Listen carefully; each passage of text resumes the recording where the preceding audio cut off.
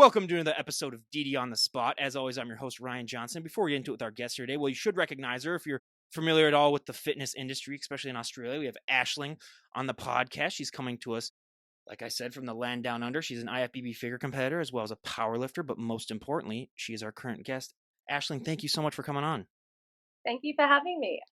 I'm excited to be on the podcast. I appreciate that. So why don't you just give us your backstory and tell us what really inspired and motivated you to get in shape and how that led to where you're currently at right now? Well, growing up, my nickname in school was Butch, and I was very strong, naturally strong. You know, I'd win all the shot put, javelin, discus.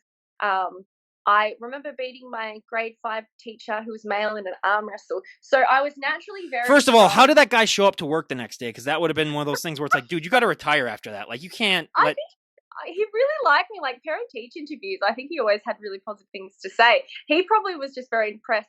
I was one of those 12-year-olds who looked like they were 18. I grew up very quickly, so I wasn't small. I was probably about 55 kilos at 12, and very strong. And I played a lot of sports. I played tennis, particularly tennis was the sport I played for many, many years, and that was the sport I wanted to go far. And you can imagine constantly hitting the ball. I was already building a lot of foundation of shoulders. Tennis is very much shoulders, so I think that also helped with the development of my physique. But then post school, I quit a lot of sports.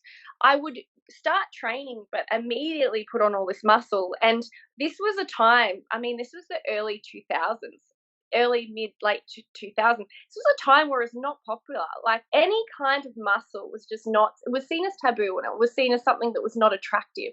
And when you're a young, 18, 19, 20, 21-year-olds, you want to look like what a lot of mainstream people do.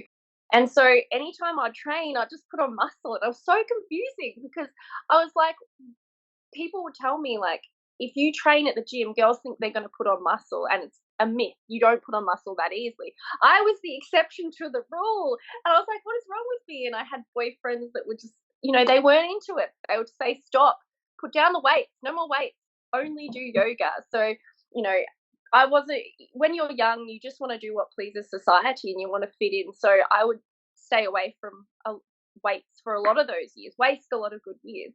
And it wasn't until I met a guy and started dating a guy who was a bodybuilder. He loved it. He was like, yes, keep training. Like, this is amazing. And I think having someone that finally appreciated, muscle on a woman was the reason I lent into it more, and I started to get a passion for the sport. And what's that like to walk around like the way that you currently look right now, like dressed the way you are right now? Because I've always said it's sort of like being like a mini celebrity where you're going to draw people's attention just because it's not of the normal. And it's a fascinating thing to just see people's reactions. Has it been easier for you as your time has gone on in the sport to sort of deal with that? Or are you still at the point right now where you're like, this is weird, it's some of the attention that I get? Well, it's become a lot more mainstream. Even in the 10 years I've been doing this sport, it's become more and more and more popular. So even in 10 years, I've noticed society change their views to it. I've noticed that muscles have slowly become more and more popular. I think as a figure competitor, you still sit outside the sort of norm of what society deems as conventionally attractive. I think most figure girls, on season, off season, we always are a little bit bigger than what most people would consider their ideal body.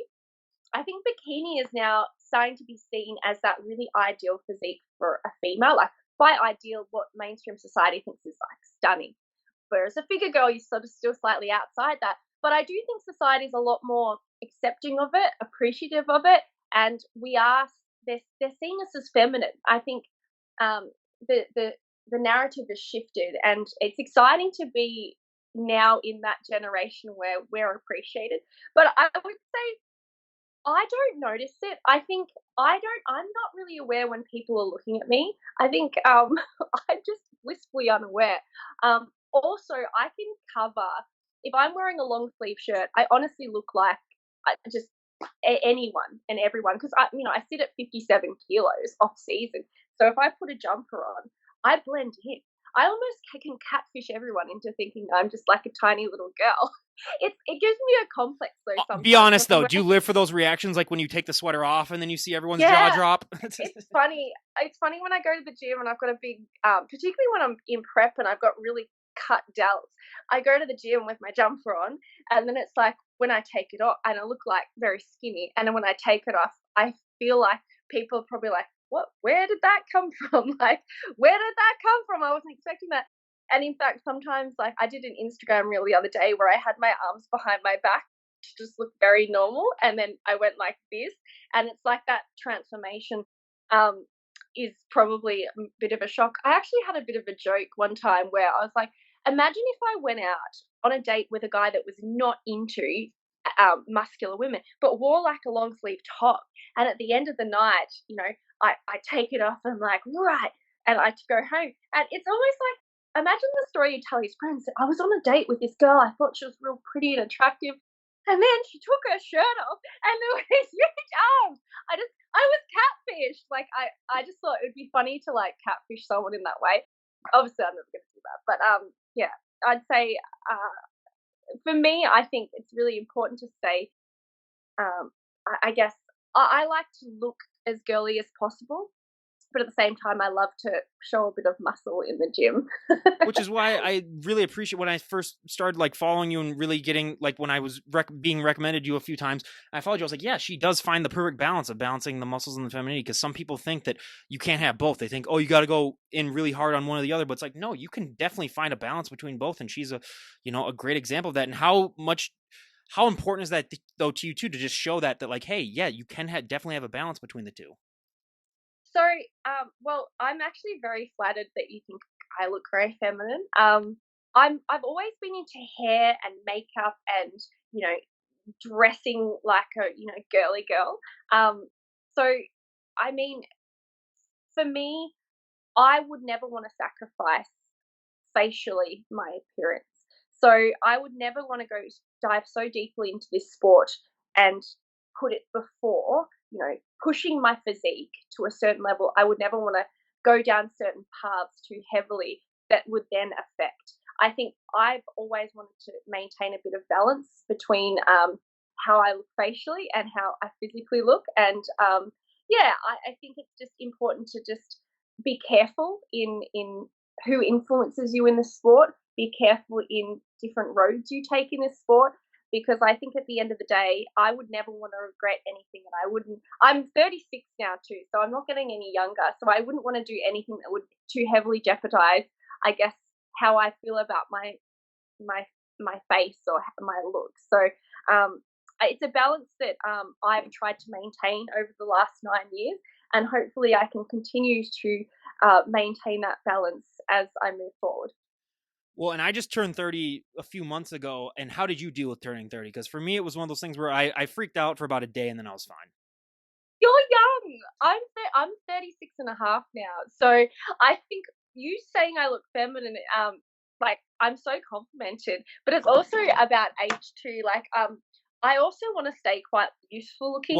And Here's where I really take you to. I honestly, when I first started following, I thought you were like 27, if I'm being completely honest. thank you. I really appreciate that. I've tried to stay out of the sun, and I probably am quite immature, so that probably immaturity comes out across my Instagram. And it's probably the fact that I'm wearing pigtails. That doesn't hurt. I'm not gonna lie. That does not hurt. It's probably mutton dressed as lamb. I'm just like, dressing young, so I'm trying to appear young, and then convincing people I am young. Please dye your hair red for Halloween when you're in Goes Pippi Longstocking. You know what? I'm a natural redhead, so I'm naturally redhead. So it would I just have to dye it back to my natural color, which I'm not willing to do. I've been blonde basically for years and years, and I'm not going to go back. But I am a natural redhead. I'm a natural pale ginger, so that I have been catfishing the world. That is my catfish. My catfish is dyeing my hair. I want to know if the guy. I want to know if the guy would be more offended by your muscles and lying to him, or being a ginger and lying to him. We'll have to see which one. I know. I think I think he'd be more shocked. You know what's funny? I remember one of my first boyfriends.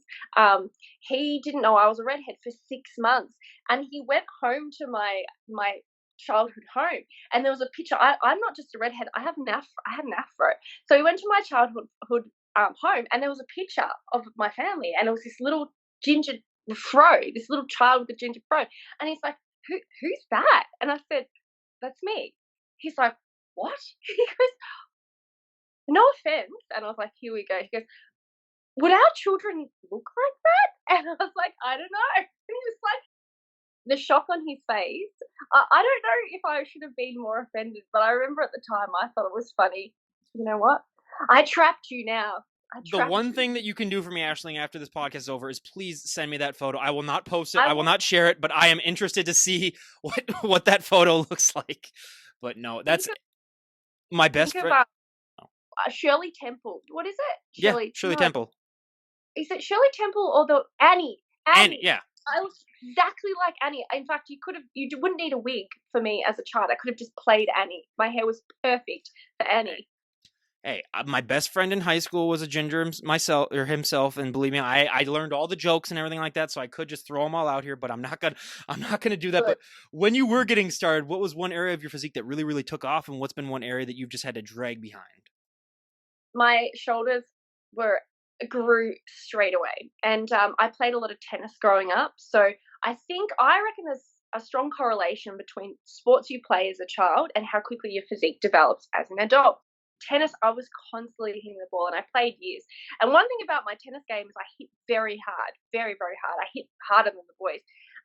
So I think I was naturally strong. I played a lot of tennis. So by the time I started training shoulders, they just grew straight away, like boom. You know, in fact, it pushed me into figure. I was fitness, but they grew so big that it pushed me into figure. I think back is also very strong for me. My weakness is my quads. So I can grow a lot of thickness in my hammies, but my quads, they just don't grow the right way. And I have to work so hard at that. But I do think, you know, the sport would be too easy if everything just grew perfectly. We can't all be, Chris Bum said, you know, we can't all have these perfect physiques. And, you know, it's part of the reason I like the sport, the challenge of it. You can never be satisfied. It gives you something to continue to aim for. Everyone has to have a lagging body part so they can continue to fight and work at that body part. And for me, it's quads. And, you know, I've been really, in particular the last couple of years, really been enjoying trying to target my quads, you know, doing front squats, hack squats. And the pain is, you know, the pain and I think everyone can relate to the pain as a release, and particularly legs. And for me, I've just been really enjoying the challenge of trying to push the envelope. Mind you, they still grow very, very slowly, very, very slowly. But, you know, after 10 years, I'm still hungry. It's, you know, I'm never satisfied. Thanks to my quads, I will never be satisfied. So they push me to keep going. They push me to be better by not being great. Again, like you said before, like if you were good in every area of your physique, it's like, what's the fun of that really then? Where it's like, boring. The parts that you struggle with are the parts that make the parts that you're really good at even better too, and they make that so much more better. But you made a post recently about how, you know, you weren't really comfortable with your muscles, and we talked about it a little bit when you talked about your childhood and that it took you a while. But was there a specific moment where you really started to be like, okay, I actually feel like you were doing a flex and you're like, I feel good about my biceps now and my arms? Was there a moment that you can remember when you first started to be like, okay, yeah, this is something I should be proud of?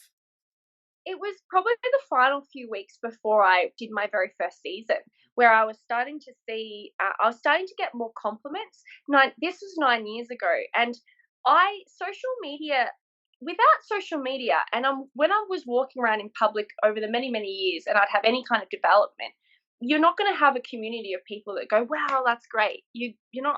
I never had that. No one was complimenting me. In fact, people would be like, oh, stay away from the gym. Whereas social media, and when I started to post in my prep, I started getting these people going, wow, that's so impressive. And I remember I was walking, I think it was at a gym or something, and I remember these guys just stopped and looked at me like this, and they said, nice gel. And, you know, in my life, I'd had guys turn and go, nice tits. This was the first time I had a group of guys turn and look at me. Were you almost offended that they said nice delts, since you're just so used to the other one where you're like, but what about this? I was over the moon. I was like, I So I don't care about my boobs. Regardless of the things I've worked, anyone can buy a pair of boobs. I was confident on something I've been working hard on. And so there was that moment, but there was also this moment in prep where I started getting people really tell me like how impressive it is. And I think I'd always been sporty and worked hard, but I was finally starting to see the rewards of my hard work. And my first season, I did pretty well. Like I won a lot of my competitions, and people, the community were like, "You've got talent." It's all that praise that goes into it. That I was like, I found my home, and I was like, this is something I should be proud of.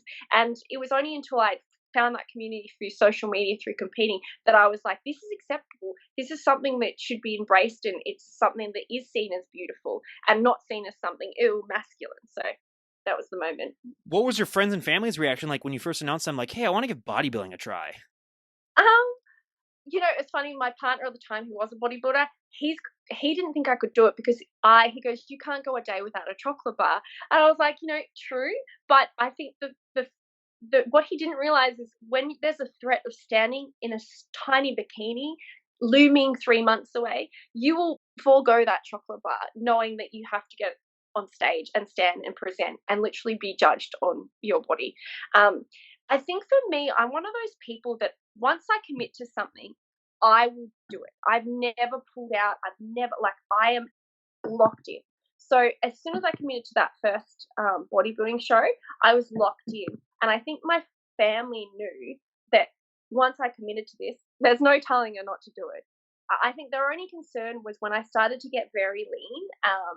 And back then as well, 10 years ago, the sport has evolved a lot. What I look like was even more taboo. Nowadays, a lot of people would look like that, but it was a bit more taboo. And I think they were just concerned over my low body fat, how little I looked. My stage weight was 48.9 kilos. So you can imagine people that don't understand the sport, they're just seeing hollowed out cheeks. So I think that they didn't have any issues with, gaining muscle. I think it was just they were probably a little concerned about how skinny. And my mum still gets concerned anytime I prep. She goes, "Oh, Aisling, is this your last show? Oh, Aisling, are you okay? You look very unwell." So my mum always has that concern for me. But it's not like I could be doing extreme sport. I could be doing mountain bike riding. I could be doing something that's got more risk. I think I'm very. I would always be careful with my health. I'm always careful with my body and my health throughout preps because you get to low body fat. If there was ever a point where I guess I was starting to feel a certain way, I know this contradicts me saying, once I'm locked in, but I'm not stupid. I think if I ever got to the point where I thought my health was being affected, I would pull myself out. But I think it's more the health concerns that my family has. But I think after 6 seasons of competing, I think they've got trust in me that I know my own limits nowadays. No. And that's a very important thing to have, because even having the support of the family it makes so much of a difference for so many people that I've talked to. And do you have any conceptions about the sport of bodybuilding at all when you were first getting into it? Or was there anything that you were shocked by, I should say, about the sport? Because so many people don't have that much knowledge about it. When they just hear bodybuilding, like I told you before, they think about, oh, those are people who just work out and pose on the stage. It's like, you got about 1% of it. But was there something that like shocked you the most about the sport when you were getting into it that you wouldn't have thought? Not really, to be honest. Okay, how do I put this? So I was shocked that I actually was considered a good athlete in the sport, because I was one of those people that had only been training consistently 6 months. I'd broken my ankle the year before and had 2 surgeries on it. So I had one leg that I was barely able to train. So I came into this thinking, I'm giving it a go.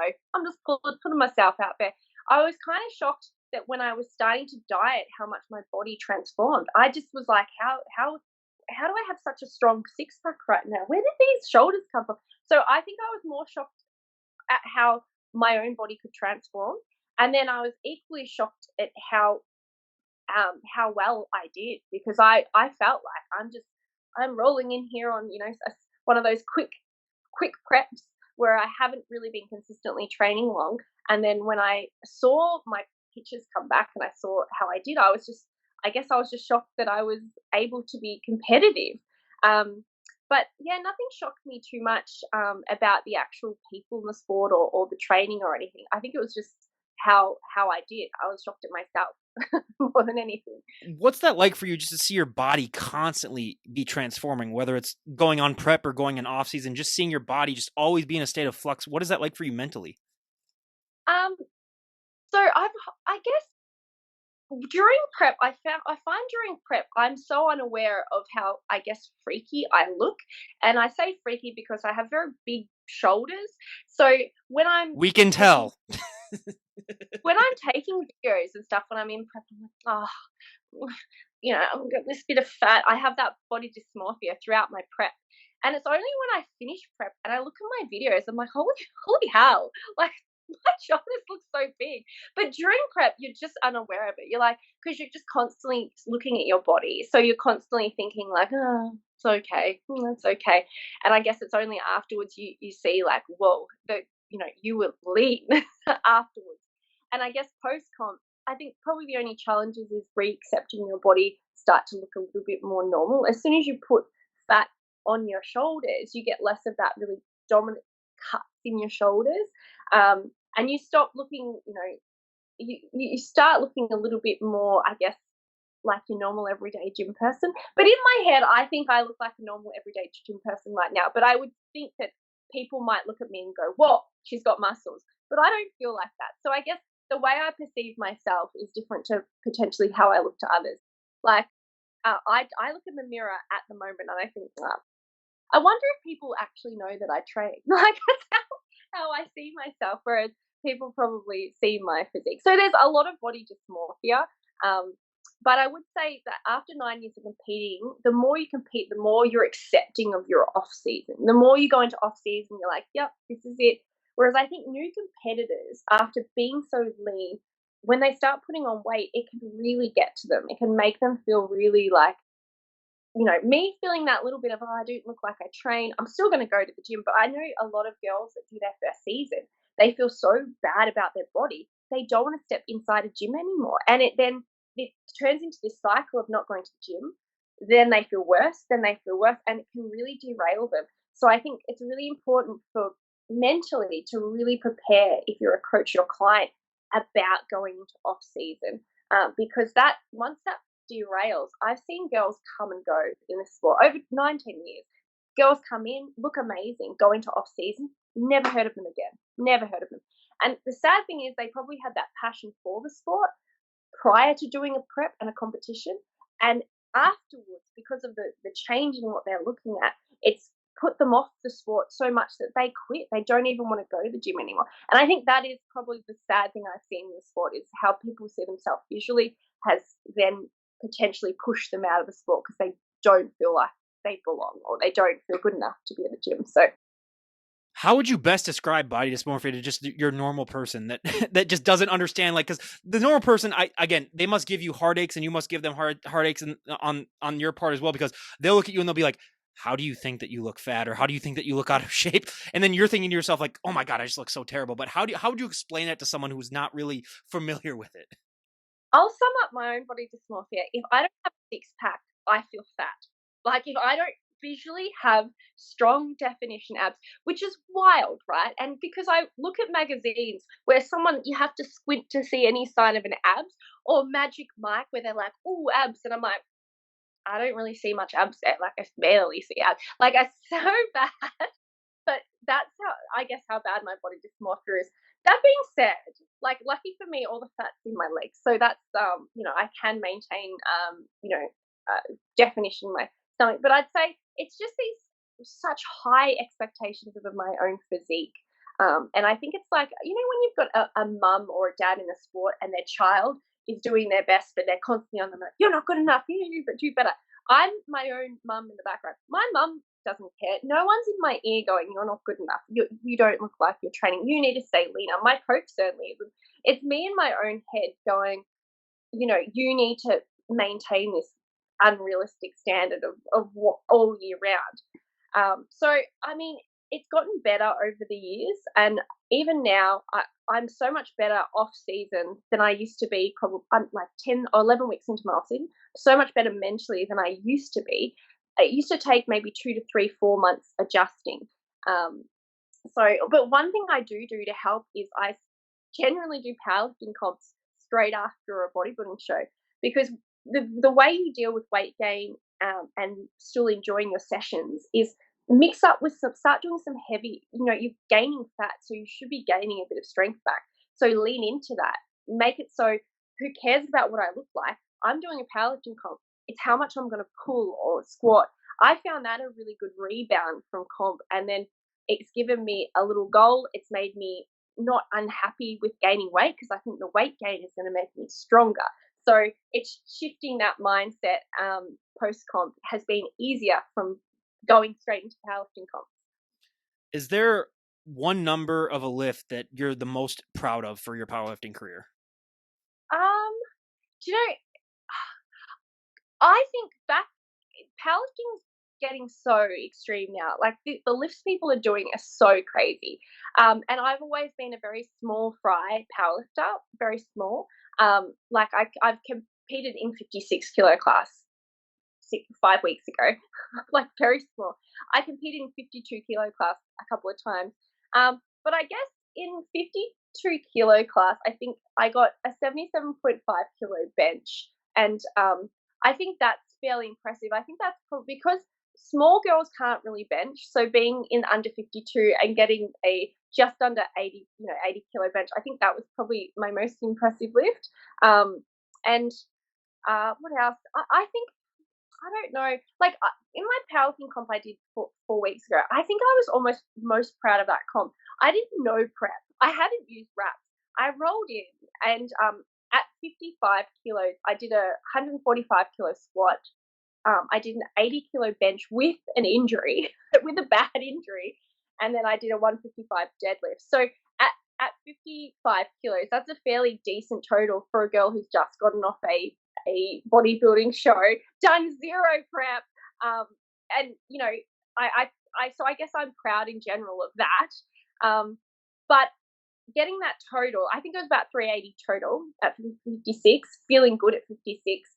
I think a bit of a goal for next year is I want to hit 400 at that 55. I know it's there because going into my off season, being 6 weeks into my off season, no prep, I was able to get 380. So I think my best lifts to come, and I'm excited to try to push myself to being extremely competitive in Australia for the 56 kilo class. I think 380 puts me probably top 4, top 5 in Australia in that weight class, but I want to push the envelope and get myself up there a bit further. There's some strong girls in Australia though, so I just like to be competitive. I've got no big aims, but that would be an aim, is to get myself up there in that top 3. Well, and Aisling, I mean this in the best way possible. I've noticed you have really small hands, and this is just coming from a guy who I'm like, yeah, that's what I just noticed when you're putting it. And I don't mean it as an insult. I'm just saying because like I told you, I'm well over 6 feet tall, and I've been known for having like extremely big ones. So like when I just see those hands, I was like, so do you have any problems like gripping like barbells or anything with that? I've got extremely big forearms. Oh Jesus! Look at those things. I've never, like, my forearms, I don't know if you can see Look at that. but because my hands are so small, I have to grip so much harder. The only thing I would say is on back day, I do burn out quicker in my wrists and hands than I do and forearms than I do my back. Like, I could probably do more on back days if it wasn't for these tiny little hands trying to grip too strong on it.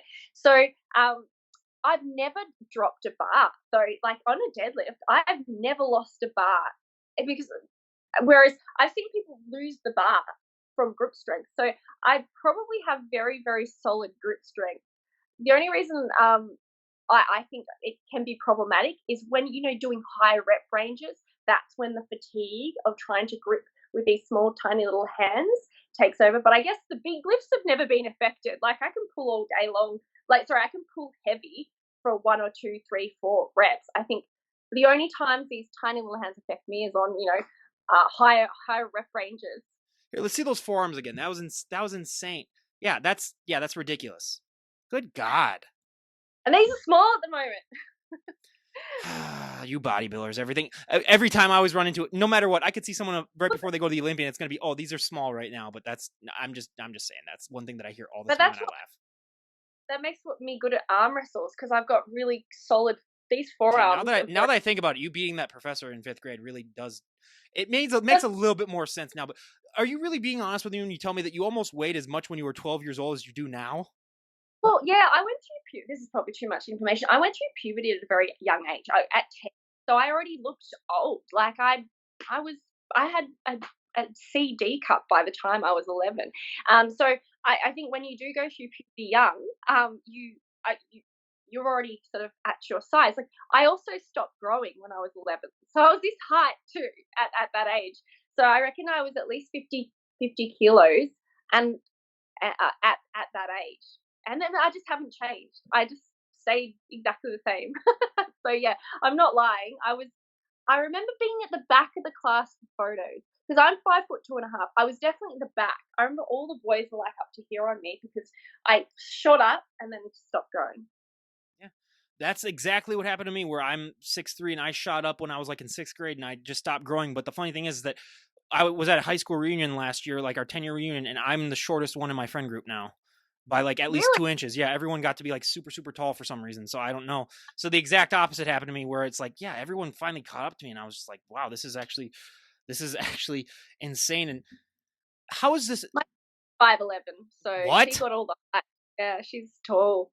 She's like this much taller than me. Wait, is she the one in the My room? brother's tall, 6'1". Is she the one in the So room? yeah, she's sleeping at Okay. the moment. Okay. Everyone, After this, we're gonna have you two stand together for a photo, just because I want yeah, to see that. That's gonna be hilarious. But no, that's great. um, everyone in my entire family is tall, besides me and my mum. So my great grandma was 6 foot tall. And my mum's brothers are all 6'1". So I'm a throwback. But am I unhappy about being short? No, because I think being a bodybuilder, it's actually good to be a little bit shorter. It can make it easier to show more size. So I'm not Absolutely. unhappy.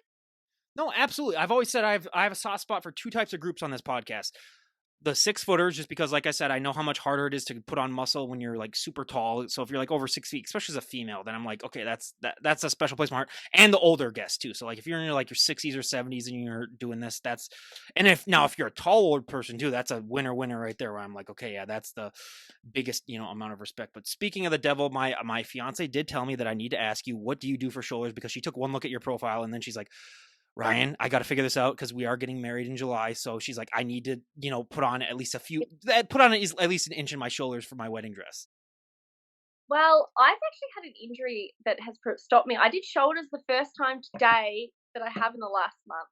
I'm very small for what I normally am, but I'd say my biggest advice is hypertrophy, 8 to 12 reps, and just try to get more and more weight. Not each week, so because strength isn't linear. But what I would say is when you start getting to 12 reps of a weight, say it's 17.5 kilos, the dumbbells, you've gotten to 12 reps.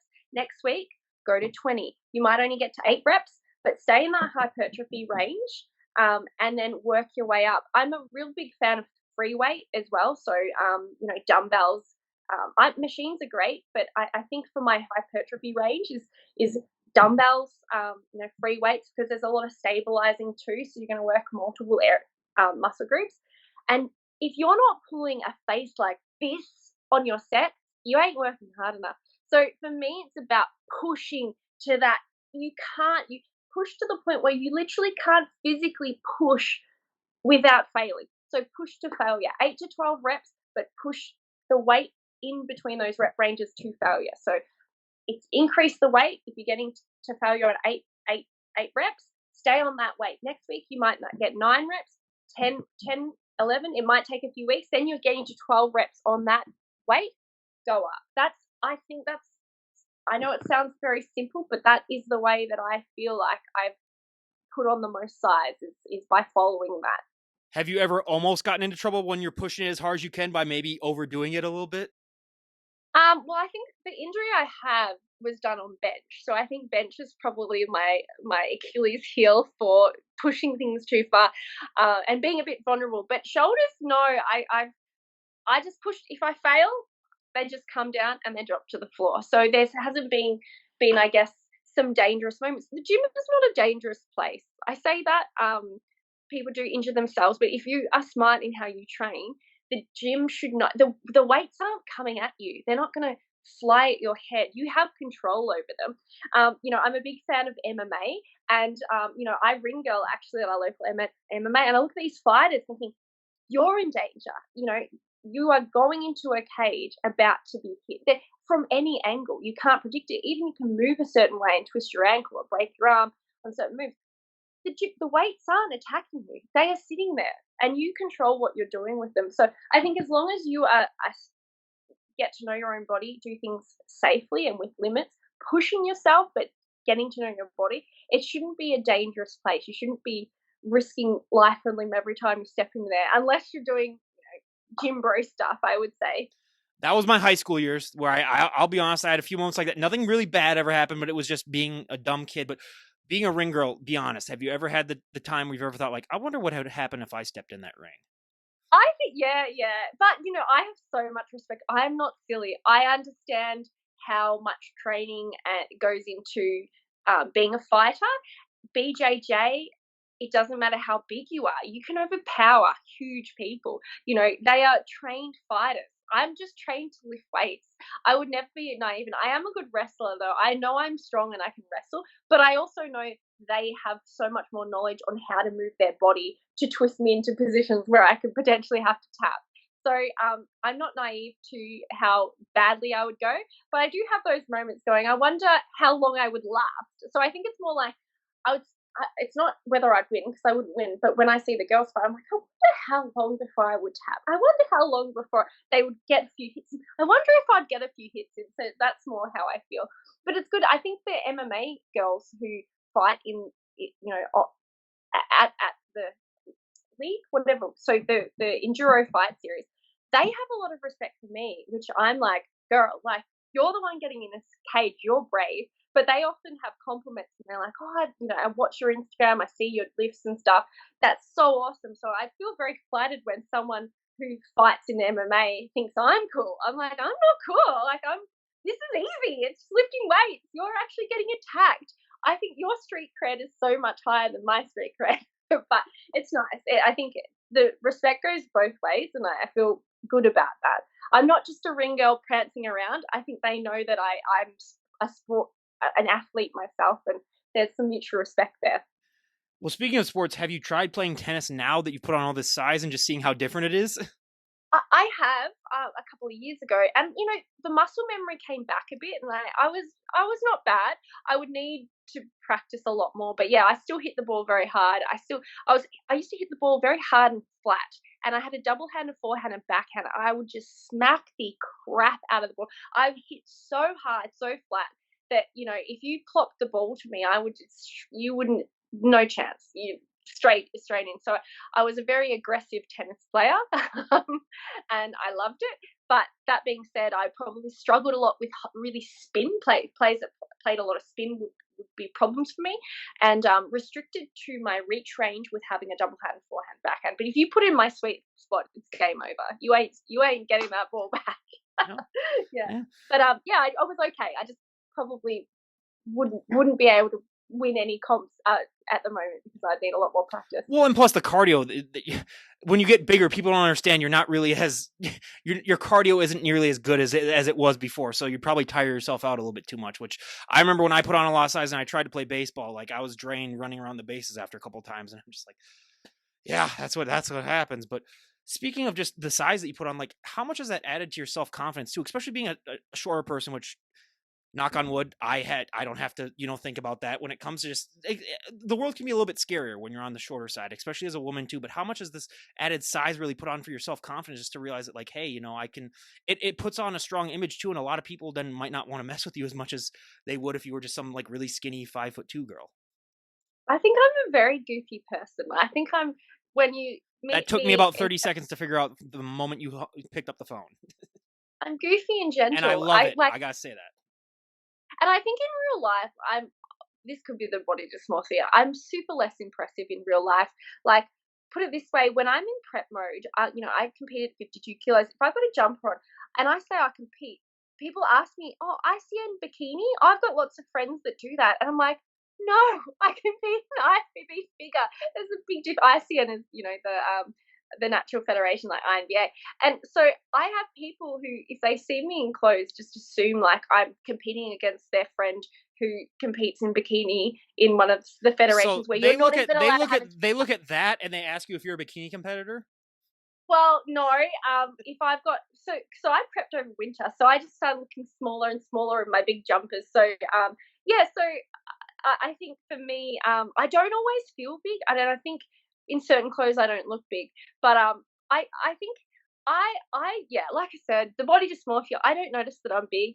I don't think I'm an intimidating personality either. So as far as my size and walking around, staunch walking around the gym, I think people would probably have a bit of a chuckle if they saw me like trying to act tough. They'd be like, this is not on brand for you. You're goofy. Stop trying to be cool." Like, I think I would probably cop a bit of weird looks, and it That's wouldn't be part yeah. of my personality.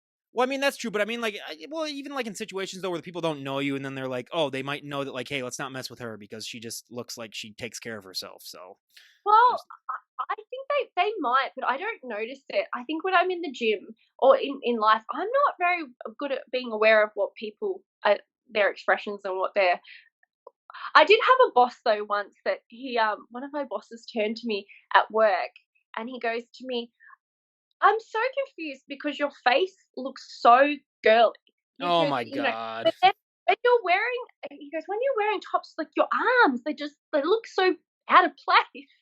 But then also my other supervisor who was female, I remember during prep, I was standing like this. This is a couple of months ago, and she'd go, "Can you not cross your arms when you stand so close? It's very intimidating." I was like, "Oh, okay, sorry."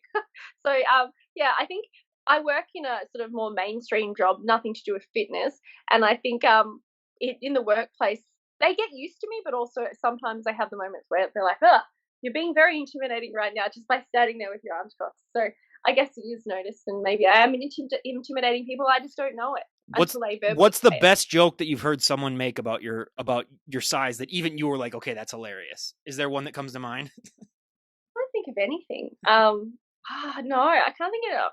This is bad. I think there has been jokes, but I just can't think of anything off the top of my head. Do you have a joke? Do you have one ready Well, to I've go? just always said that, like, if you're ever going to insult a bodybuilder, the best thing you can do is just walk up to them, walk up right behind them, and then just whisper in their ear, "Looking a little small today," and then just turn and walk away without That them is, being able to react. That's going to ruin their day, and that's just how you. So anyone out there, if you're ever seeing a bodybuilder doing anything you know like that, what? if they're ever People if do they're ever being mean or rude, that's what you say to them. People do that every day to me in prep. They always say, "Oh, my cousin's competing. You might be against her," and proceed to show me a girl that has not one muscle on her body. Like I get that. You don't understand when I'm in clothes. People assume I'm 52, 53 pounds. People assume I'm in the tiniest category. So I live constantly in the space of feeling too small, and it's reinforced by everyone just thinking it.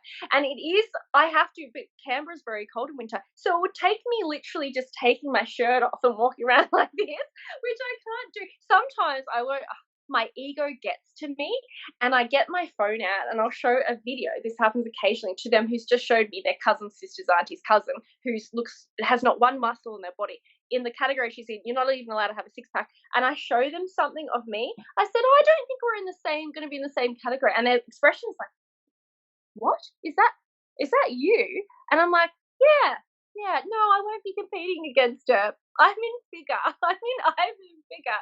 I'm sitting at like 7% fat right now. I'm in a very different category."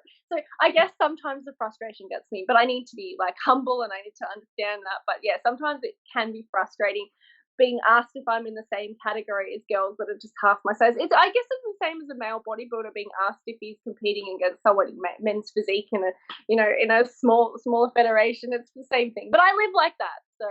Well, and I will say the best insult I've ever heard someone say a bodybuilder, and this is something that I don't think it will ever be topped. It was a British lady, and she had a guy come up to him and just say to her, "You're an embarrassment to look at," and that was that's the most British insult ever. Where it's like it's so like specific, and it just cuts down to the core. But I don't recommend anyone else ever do that. But I just have to mention that because like anytime someone brings up like what's a joke or something, you say that to me is like that is like a nuclear bomb that you use maybe like never, but you just have in your arsenal just in case. But no, again, don't ever just walk up to people and be negative about it. I've never got why people are so insecure with themselves that they have to project it onto others, and it's be like, what they do in their life doesn't affect you in the slightest. If you see a muscular person in public, it's like, good for them. They work hard for it. It's like, you don't, the people that are like, oh, they look ugly and they look gross. It's like, well, that's your opinion. And like, you don't have to tell everyone about it. I just have never understood that myself, where it's like, if you were to make fun of an obese person, the general public would rip you to shreds. But if you make fun of someone who's in shape, the general public, like, they don't care. People don't say it to my face, but I do get like trolls sometimes. Like on one of my videos I posted the other day, someone goes, ew. They post vomit faces a lot, just vomit face, vomit face, vomit face. And the other week it was like, look at that hairline and that pointy jaw. Like, obviously, like, how much testosterone? And look at that hairline and that pointy jaw. And I'm like, you know what's funny is it's like, people like that will never come up to you, to your face, and be like, look at your hairline and your pointy jaw. Like, and I can tell it's someone that an unhinged person, might not even be male. It could be another competitor. It could be someone else out there who just is jealous of my physique. It could be someone that has just had a really bad experience with a bodybuilder. It could be anyone, but they certainly won't come up to you in real life and say, look at your hairline and your pointy jaw. You look like a man. No one will come up and do that. So it all happen online on social media. What's the best compliment or what's one thing that someone would say about you or your physique or anything in general that would make you the happiest? Like, is there a certain like compliment that you think about where like, I just wish someone would say this to me? I think, you know what, I do think it's when young girls say to me that, you know, my training, so it's not my physique. Yeah. The best compliment I can get is from, say, a young girl or a woman. I'm not saying male compliments are bad, but saying, you know, I've watched your videos and it's inspired me to train more. That to me, I think for me, a lot of people can look great, but I like to see the training that goes on behind it. That's why I post a lot of my training on my Instagram. And the best compliments I get are, you train really well. To me, that's like, whoa, I don't care about physique compliments. It's more about my training. That's what I find most complimentary. Unless they tell you that they like your delts. Oh, well, you know what? Actually, it's probably if someone said they liked my quads, I'd probably cry and be like, you're like, thank you. It's usually your body part that's your worst that if you compliment. I'm not going to lie. I've used that answer when I tell people like what's one body part that really took off and what's one that went behind. If I can tell they're feeling down in one of their posts, I'll remember what they said for their lower legging body part, and I'll tell them in the post. I'll be like, "Oh, by the way, that part looks like really good." Just to why there's, and I mean it. I mean it 90% of the time, but then there's other times I tell it just to make them feel better. But I'll, I'm being nice though. But that's that's just little things that you can do, out there, everyone. And when you stepped on that stage for the first time, what was that moment like when you got to show off, all that hard work that you've worked months upon months on? I was like, oh, so the first time I stepped on stage was I had to do a routine. I got pushed into figure 3 weeks out, so I just made up a routine. I put on Moulin Rouge, Voulez-vous coucher, and I just made up a routine on the spot. So then my first time I stepped on stage, I stepped out there having 2 weeks to practice a routine I just made up, knew nothing about routines, knew nothing about muscular poses. And then they played a completely different song. So one that was like a techno weird song. And so I just basically had to go into panic mode and just try and pose however I did. So my first moment on stage was fairly traumatic. First moment I was on stage, wrong music, had to do muscular poses, didn't know anything about it. But then, when I did get to do my poses and stuff, because I grew up with, doing high school musicals and things like that. So I love being on stage. So the first time on stage, it was exhilarating. Apart from that little mishap, it was actually very exciting for me, and I enjoyed myself. I'm one of those stage smilers. I'm there the whole time. I'm there to give a performance. So I had a ball. I enjoyed myself. I'm a little. If someone were to walk up to you and say, hey, we made a decision, you can change one thing about the sport of bodybuilding and everyone would go along with it, what would be one thing that you'd like to see changed? That's such a tricky question. I think that the sport has constantly changed and it's constantly evolved. I think probably the one thing that probably needs to be changed is more honesty, more openness about things that go on behind the scenes. I do see it can, if the wrong coach is put with a certain client, then they can lead them down paths that they shouldn't be led down. So I think maybe more calling out of really toxic coaches, and it's starting to happen. So the one thing I think you should change is more monitoring and more,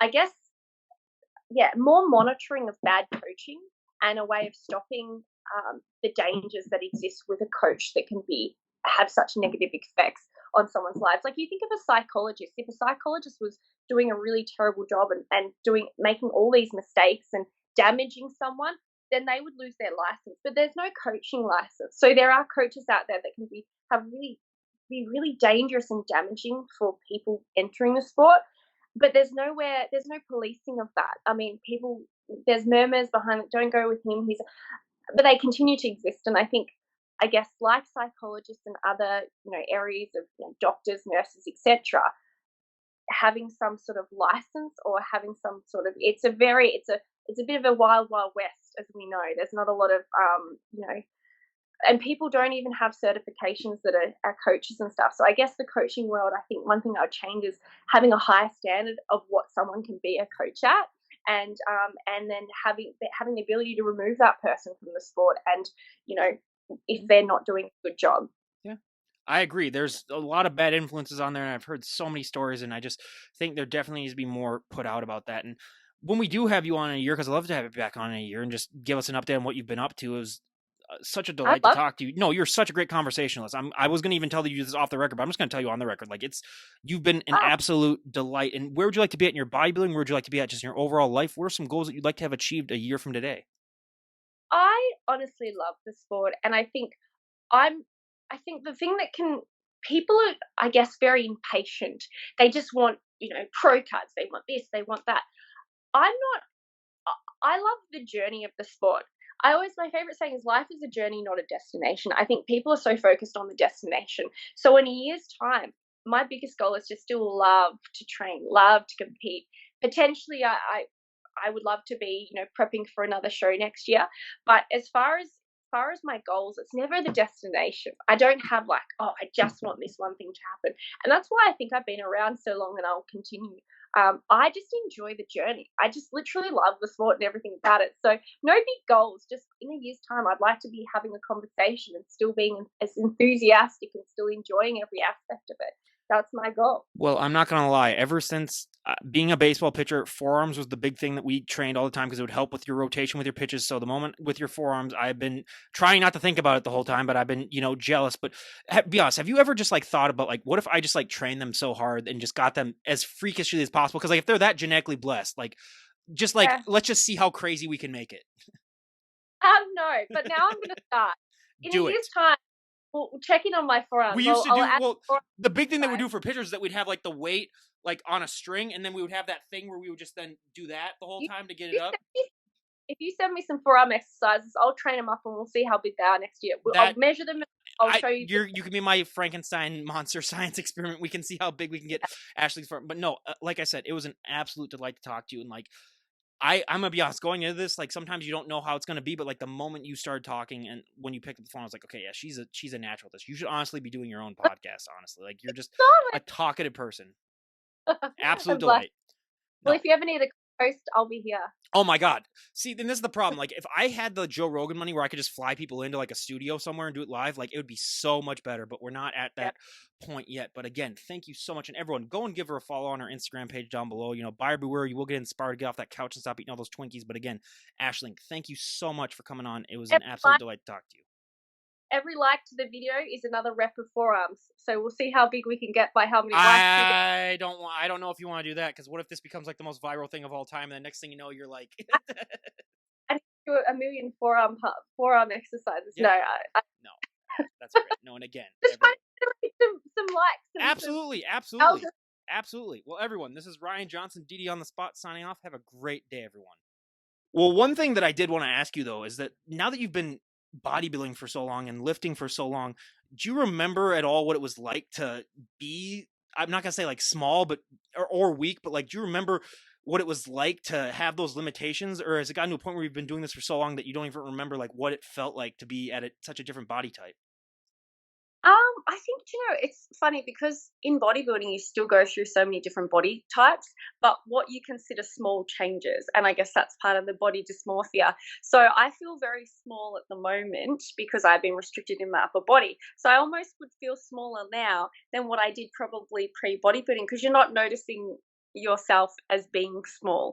And I think every bodybuilder continuously gets bigger and bigger. So you just forget what I guess being normal feels like because you're still going through stages of feeling small even when you're amongst in bodybuilding. And you can get really strong and good at lifts, and then all of a sudden you stop doing those lifts, change your focus, and all of a sudden you feel weak, so you feel like you're a weak normal sort of everyday lifter. So I right now probably feel smaller than what I used to feel, but that's the stages of bodybuilding. And I think the important thing though is people go so if someone's continuously going 1,000% on their training year in year out, never taking a little bit of time off, never giving their body a break, then that's going to burn them out. So I do think you've got to go through these stages. No one can be insane forever. So I think that's why I've probably lasted so long as I do this. I'm never just completely linear like this. I give myself, some rest months. I'm not resting in the gym. I guess I'm doing a little less of an excessive program in those months. So, yeah. At what point in your journey do you think you look your best? Because I know a lot of people actually that I've asked this question to say that like when they step on that stage, they don't personally think that they look their best. A lot of people like at the 2 week out mark or the 4 week out mark or even a few weeks post show think that they look the best. But at what point in your journey do you look at yourself and say, you know what, I feel the best right now and I think I look the best? I think probably four. I think 6 to 2 weeks out, so that period down. I think with my last show, I competed at states, and then I think 2 weeks after that, I probably looked my best. But part of bodybuilding is you got it to get leaner. You do sacrifice a little bit of size, and even when your coach sort of when you want to be quite lean when you get to stage so you can fill up and you can carb up and stuff, but it's not a perfect science. And you know do you want to be leaner or do you want to hold a bit more size? And there's always a sacrifice there. But me personally, what I think I looked the fullest and the biggest and, well conditioned was probably 2 weeks out. I almost came into my show maybe slightly too dialed in, particularly my core and my shoulders. I had some pretty serious cuts in my delts, which almost made me potentially more physique in conditioning my top half. However, my legs were like, in order for my legs, my glute hammy tie-ins to be good, I had to sort of get that lean. So it's like, I think personally 2 weeks out was my best, but I don't regret getting leaner because that's bodybuilding. You want to, you've got to try and push as hard as possible. And sometimes you lose some size doing that. Well, and I was looking through some of your clips to use as like visual aids, and I showed you one last night or 2 nights ago, and I'm going to say I have it playing right now because you look like superhuman in that clip that I saw. So like when you're looking like that, what's going through your mind? Like, how do you think you look person? Because I know with the body dysmorphia, but like when you look that good, do you at least give yourself a little bit of cadence and say like, hey, I actually look really good? Well, I think certain body parts look really good. I can look at certain body parts and think, wow. And I think I get my shoulders are quite big and my core gets very lean. So I can look at my top half and feel satisfied.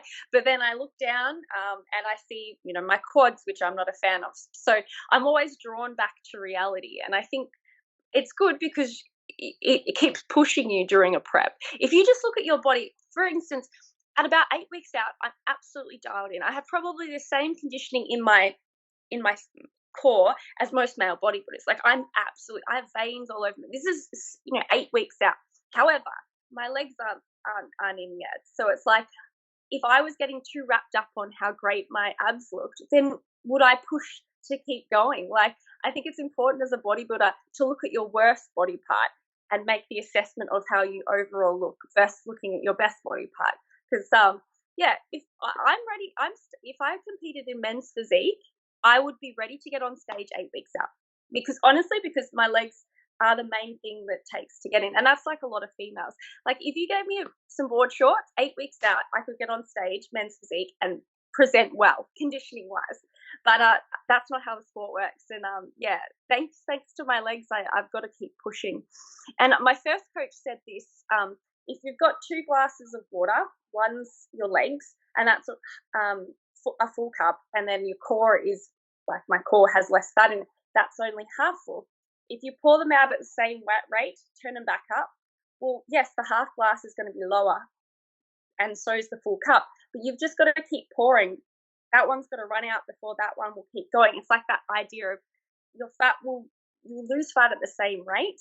And unfortunately, there's certain parts of your body that will take longer to come in. So that's why I just have to keep getting leaner. And this is when I get to the point, and what you would have seen is I have veins all over my core section, I've got veins that go all the way from my pubic bone all the way up to my belly. I made the joke that she could literally like wash clothes with those abs because they were absolutely ridiculous. Yeah, but then my legs don't come in as quickly. So yeah, I mean, I felt very happy with my core section, but yeah, it was always my lower body that was going to keep driving me to keep pushing harder in prep. I mean, the saying has always been true, and I agree with it 100%, that abs are made in the kitchen. How much training goes into your abs, like especially as you get or closer to a prep, or is it just more of the nutrition part that you really think makes the big difference? It's definitely the diet brings them in, and a lot of people would be surprised if they did drop a lot of body fat that they would show like they would show pretty impressive abs. A lot of people have abs hiding under there. They just have a few layers of fat that gets in the way of them being seen. But I did do a bit of abs training this year, just because I was like, let's just see what I can produce. But I'd say in my off season, I don't really train abs as much. It's only been in the last maybe year I've started to do it. And do you know why? Because I got too spoiled. I got too like, you know what, they're there. That I've always got abs. But then I do feel like because of that, I probably missed opportunities of looking a little bit better at other shows I've done. So I was like, no, don't rely on the fact that you've already got a bit of abs. Let's see how much you can bring them out. So I was doing a lot of, I think my favorite ab exercises are the more challenging ones. I'm not doing like curls and things like that. I'm doing like leg raises, weighted leg raises.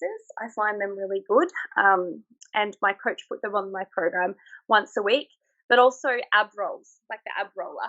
They were my favorite. Like I found those exercises, those challenging ones were probably what I think brings out the best in my ab section. I hate ab rolls myself, just because the few times I've done them, my back just gets so tight after that too, just because like I said, I'm a longer guy, so like doing ab rolls for me, it's almost a religious experience for me, where I'm just like, oh my god, this is painful, but it does get the results. I will say, like especially for your obliques, I don't feel usually as much of a burn as I do at doing anything else than with the obliques, so that's a huge one for that too that I recommend for people. But I got to the point where I could do 8 from standing into a complete laid out ab back up.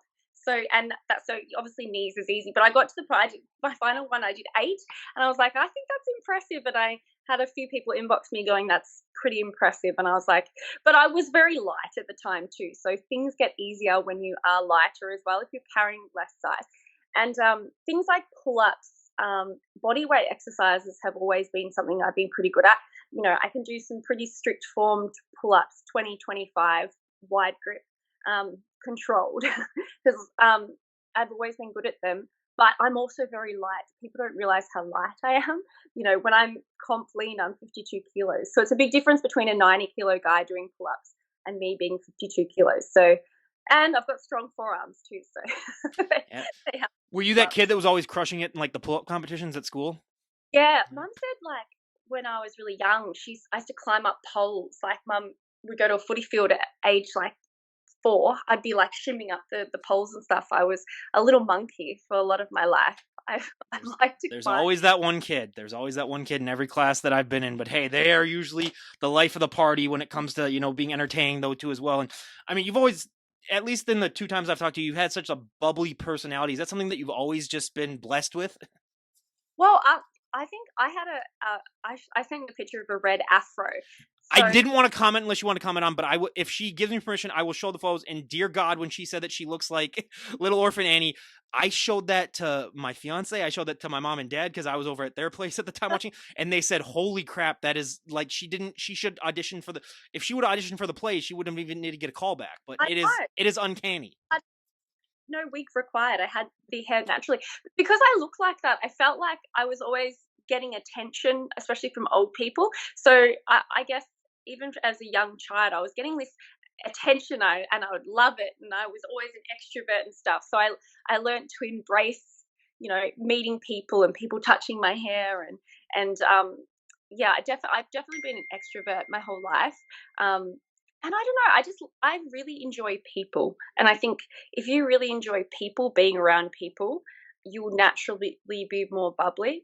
Yeah, my meaning of life is to meet and get to know as many people as I possibly can in the world, because every time you meet someone, you learn something. So maybe that's what translates to being bubbly, is that I just enjoy talking to people. I enjoy people. Which seriously, guys, I've told her this. She needs to start her own podcast after this because like she has the talkative. That's why because honestly, I mean, everyone in the background's changing and everything like that. But like we're doing extra stuff because she had to go and where'd you end up going? Did you go to a winery or did you go to a zoo? An alpaca. I Alpaca went. farm. Okay, how was that? First of all, It was good. They were so cute. Our little alpacas are so adorable. My sister's idea, because me and my sister had a couple of drinks the night before the podcast. I certainly wasn't hungover, but we had a couple of drinks, and mid drinks, I don't know. You were slurring a little bit. No, I'm kidding. we'll have to replay that footage. I'd like to get the audience opinion on if I was slurring my words. No, my sister was like, let's go to this alpaca farm. So we booked it in and we went along, and it was really nice. Alpacas are very like, you can like nestle under their little necks, and they love selfies. They'll actually turn their heads to the camera. And I had a had a very, very loving one. I feel bad for him though. I feel like the end he was over my cuddles because I was just kept trying to cuddle him the whole time. But yeah, oh no, the poor alpaca getting cuddled by Aisling. That poor guy. Great. Yeah. No, his name was Paddington, and he was very cute. But now my sister wants to get a farm with alpacas. So yeah, but they're beautiful. They're absolutely. But apparently, alpacas are even better in America. Apparently, you guys produce better alpacas. And we're trying. Never seen one in my life, but the zoo that I'm by has this cool thing where it's during the fall where they have a adults only theme nights where they serve liquor and everything, and then you get to like walk around the zoo and they give you booze and stuff, and it's wine, and then you can also buy beer there and stuff though too. But it's like an adult theme night where it's adults only, and you get to just walk around with the animals. And I did it once, and it really really cool. But they have I always like to go to the penguin exhibit that they have there because I love the penguins. So Yeah, penguins are adorable. We have a place called Phillip Island where little penguins like come to the beach, but it's very cold. But yeah, I have yeah. I did you like Happy Feet?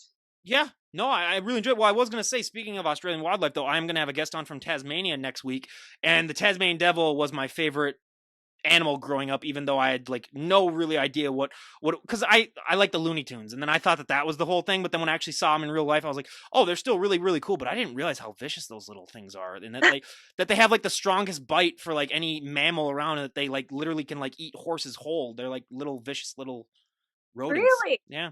I didn't know that either.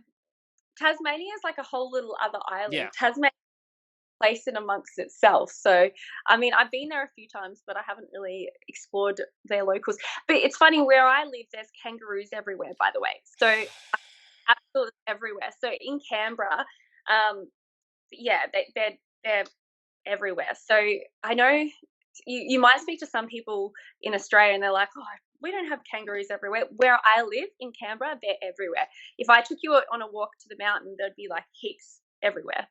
It's hard because sometimes it's like quite dangerous driving because you don't want to hit a kangaroo. Have you ever had to box one of them? No, but they box in front of you. Like, it's because I was in the Navy. I remember one of the bases, this big high up ranked person was giving a speech, and behind him there's like this glass window, and these two kangaroos are boxing, and he's just giving his speech, and then we're all like giggling, and he goes, he didn't even turn around. He goes, "There's two kangaroos boxing behind me, isn't there?" And we're all like, "Yes." But yeah.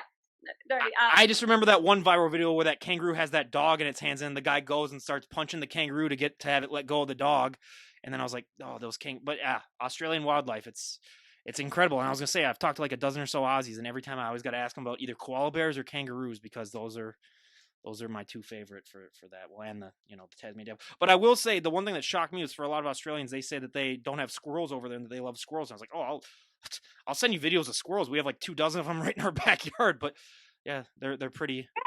That's true. I've never seen a squirrel in my life. I was We like, have lots of really, possums. out of all the animals that you're jealous that we have here, squirrels are the one that you're jealous of. That's like, they're a nuisance animal. Yeah. I would say, like, I'd just love to see your like bears and things like that. No, Like you all wouldn't. your, No, you wouldn't. well, obviously from afar. I love Yeah, bears. if there was like a foot long fence or a foot wide fence, I was gonna say, even going to the zoo and seeing them, like, it does not do them justice how massive those things are when you look at them. And Yeah. you're just like, dear God, thank God I've never seen one in person, or I mean outside in nature. But yeah, I mean, I have a nature preserve that I walk that's literally like half a mile from where I live, and I walk there all the time. And they have wild turkeys there, they have deer there, they have squirrels, rabbits, everything. I mean, just a month ago, I found a little baby turtle was trying to cross the street, so I had to pick it up and put it in the pond that was like 50 feet away. But yeah, it's crazy what they got here. But I will say, moose is the number one that I'm just like, they're so That's massive. I'll send you a video after we're done here. But there's one yeah, where it walks down the street and you just don't realize how big those things are. take out a car if you hit it. Oh yeah, well, I've since we're in Minnesota and it is, farm outdoorsy, I have known so many friends that have ran over either deer and just had their cars absolutely messed up because the deer will just jump in front of it for no reason in the middle of the night when you're driving down the street. But yeah, that's how it goes. But I mean, see, we had our nature tangent there, everyone. It's always nice to have a good, nature tangent in the podcast. Kangaroos are the same. They're very fast. They'll just bounce up into your car. They'll bounce into the side of your car as you're driving past. They'll come at you from all angles. And do you think that your time at all in the military really helped you with the discipline that is required to become a bodybuilder? Yeah, I think so. When I first started proper bodybuilding, I was a military instructor at the time. And I think one of the things was, I'm 5'2.5", and being a military instructor, you'd get people, and in uniform, I look smaller because uniforms don't exactly make small people look big. It doesn't work like that. So I, would get these classes of male recruits. I'd have a class of 20 and, 16 would be males. And I'd always be like, wow, they're probably rocked up thinking they're getting this hardcore military instructor, and they're seeing this tiny little girl standing on a chair with a voice like this trying to yell at them. And I think to myself, like, how do I get their respect and stuff? So I wanted to be very physically fit myself. I wanted to make sure when we're doing physical tests that I'm doing way better than them. I wanted to be, a very fit role model, because I also think it's important for the females to have a military instructor who's female, who is quite fit and they can look up to. And, I don't believe in females having different standards to guys. Even though there is, I always used to tell the females, don't aim for the female standard, aim for the male standard. And I had to hold myself to that. And so I was doing a lot of running, doing a lot of push-ups, all of that sort of stuff. But at the same time, having that discipline to be always running around with the recruits, always doing that, it sort of translated to my actual gym training as well. So that definitely made it easier when I'm yelling at recruits to do things, and that can translate into your own pressure on yourself to go harder too, because you're sort of, you mimic how you think they should react to your motivation. So that definitely helped, particularly being a military instructor at the time. With that bubbly personality, was it hard to yell at people, or did it just come natural for you? No, it's funny. I was a military instructor for 4.5 years. You're only meant to do it 2. I started out too soft, too empathetic. But I think during the middle of my career, I remember it was like 2.5, 3 years, and I started to probably go too far the other side. Like, after that many years of being a military instructor, any excuse you're like, I've heard it before. I don't give a like, you get over the same excuse, and you've had class after class after class, so your patience wears thin on certain excuses, and you naturally have less empathy when you're hearing the same excuse or the same thing over and over again. So I probably became a little bit too hardcore. Like, I was probably just like, someone would be like sick, and I'm like, well, get out of my office. Like, I don't care if you're sick. What would you do on the battlefield? If we're at war right now, would you be like, I'm sick? I became a little bit too harsh. So then I had to rein myself back in.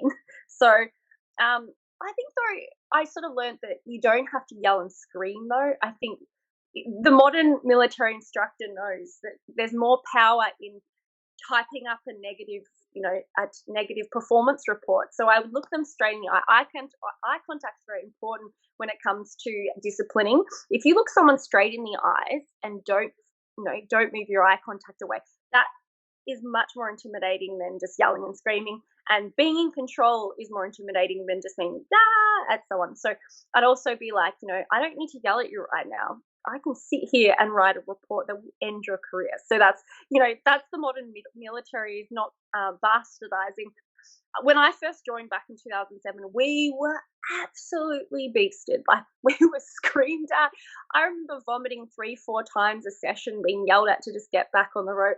Whereas these days, a recruit would be like, "I'm about to vomit," and I'm like, "Good, vomit! Like, I don't care, get back."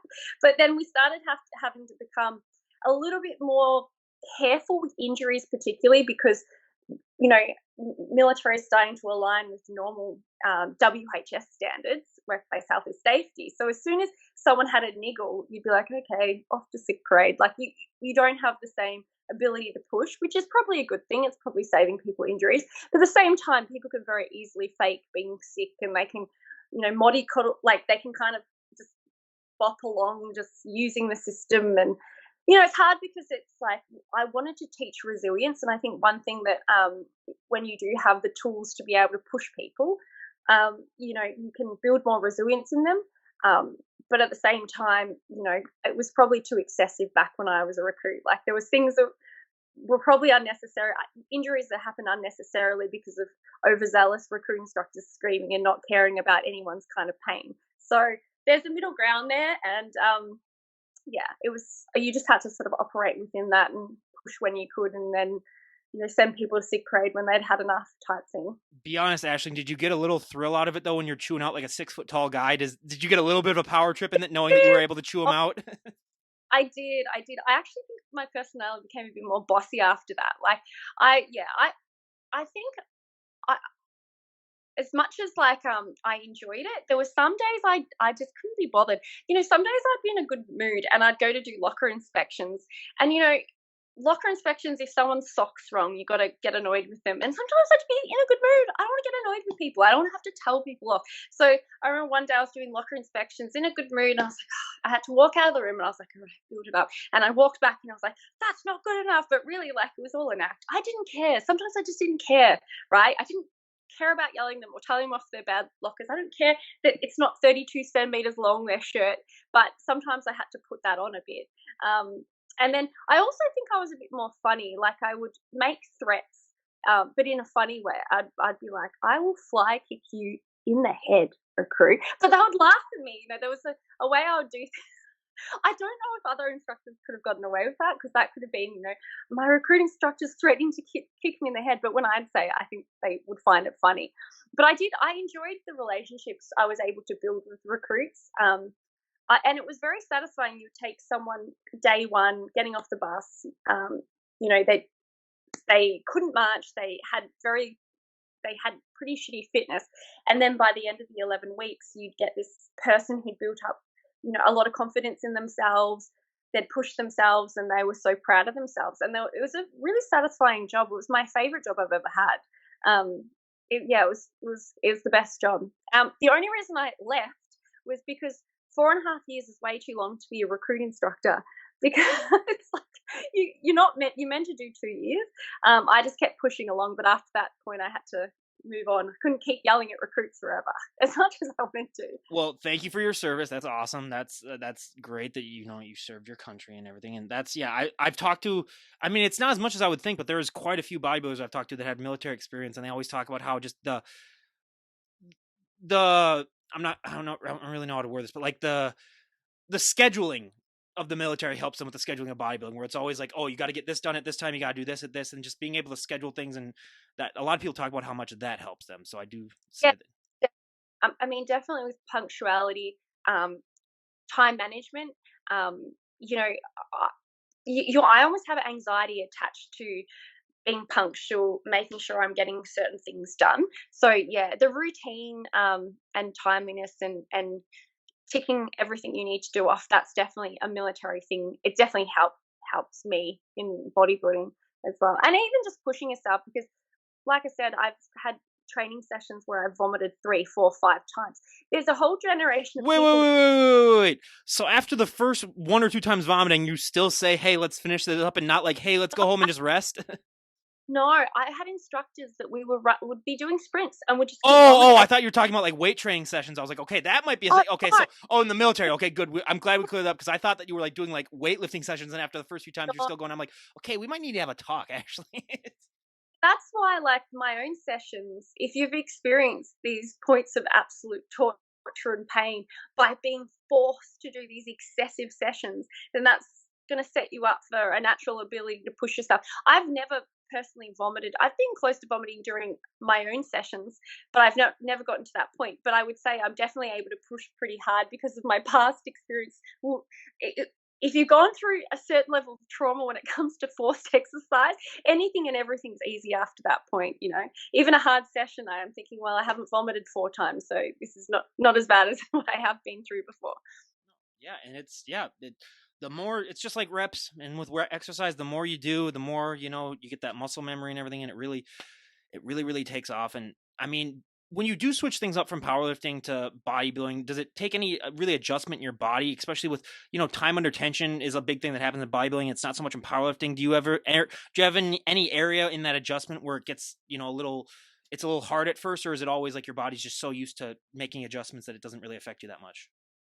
Well, I think I've always been a bit more of a power builder. I've never really done specific powerlifting training. Um, I've always done a mixture. I'd say the only thing I used to squat very wide stance to get depth. It's more like powerlifters, you would have seen more powerlifting stances wide. And I feel like for so long that was not going to help my quad development.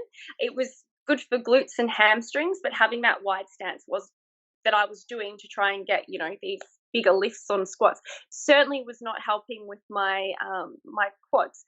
Um, so, and then also burning yourself out by doing heavy sets of squats, where you're not then going to go over to the hack squat and be performing amazingly after doing, your compound, your heavy squats. So I think I've always been a little bit more of a power builder, but I've changed my squat even for the purpose of powerlifting to bring my legs in more. At the moment, I'm doing a lot more front squats, but that I think will ultimately help me in powerlifting anyway. So I think there was probably a year or two that I really shouldn't have kept just trying to get these big squats and trying to go wide. I should have, developed brought my legs in so I could at least be getting some quad gains. And also, I'd say with sumo deadlifts, because I find my lower back hurts too much on a conventional, I started doing sumo deadlifts for powerlifting, which I don't think sumo deadlifts, once again, does a huge amount for my physique. Maybe inner thighs and stuff, but sumos certainly aren't going to develop my hamstrings, I think, in the same way as, stiff deads or RDLs. So there are lifts like with powerlifting. If I am going to do a powerlifting prep, I don't want to keep doing that same technique. Like, I don't want to keep doing sumo deadlifts for the next year. I'd rather do, 8 weeks of sumos leading into try and get a good lift, and then go back to doing like stiff deads and stuff. Because I know personally the lifts that will help develop. Because powerlifting is all about using the least amount of effort to pull the most amount of weight. It's not.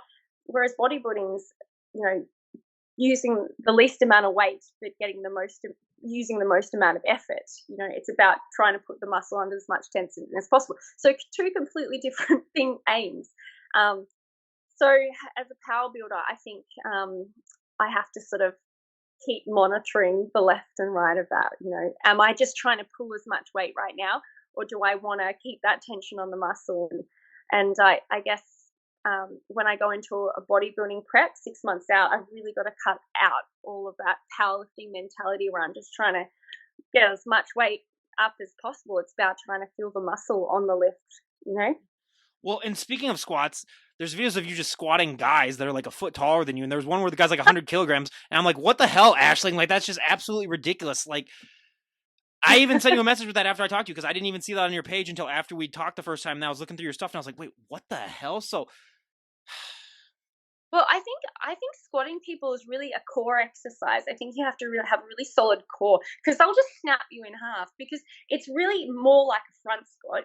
The weight's not on the same part and it's not even the same as a high bar squat because their legs are in front. So and also they're moving. So it's kind of like you've got to be counteracting their body wiggling. But yeah, so I think it's because of my core strength. I do wear a weight belt for safety because I do think it's dangerous. But yeah, I haven't squatted someone for a while, but I am keen to because I always thought it was fun. But people don't volunteer as easily as you think they will.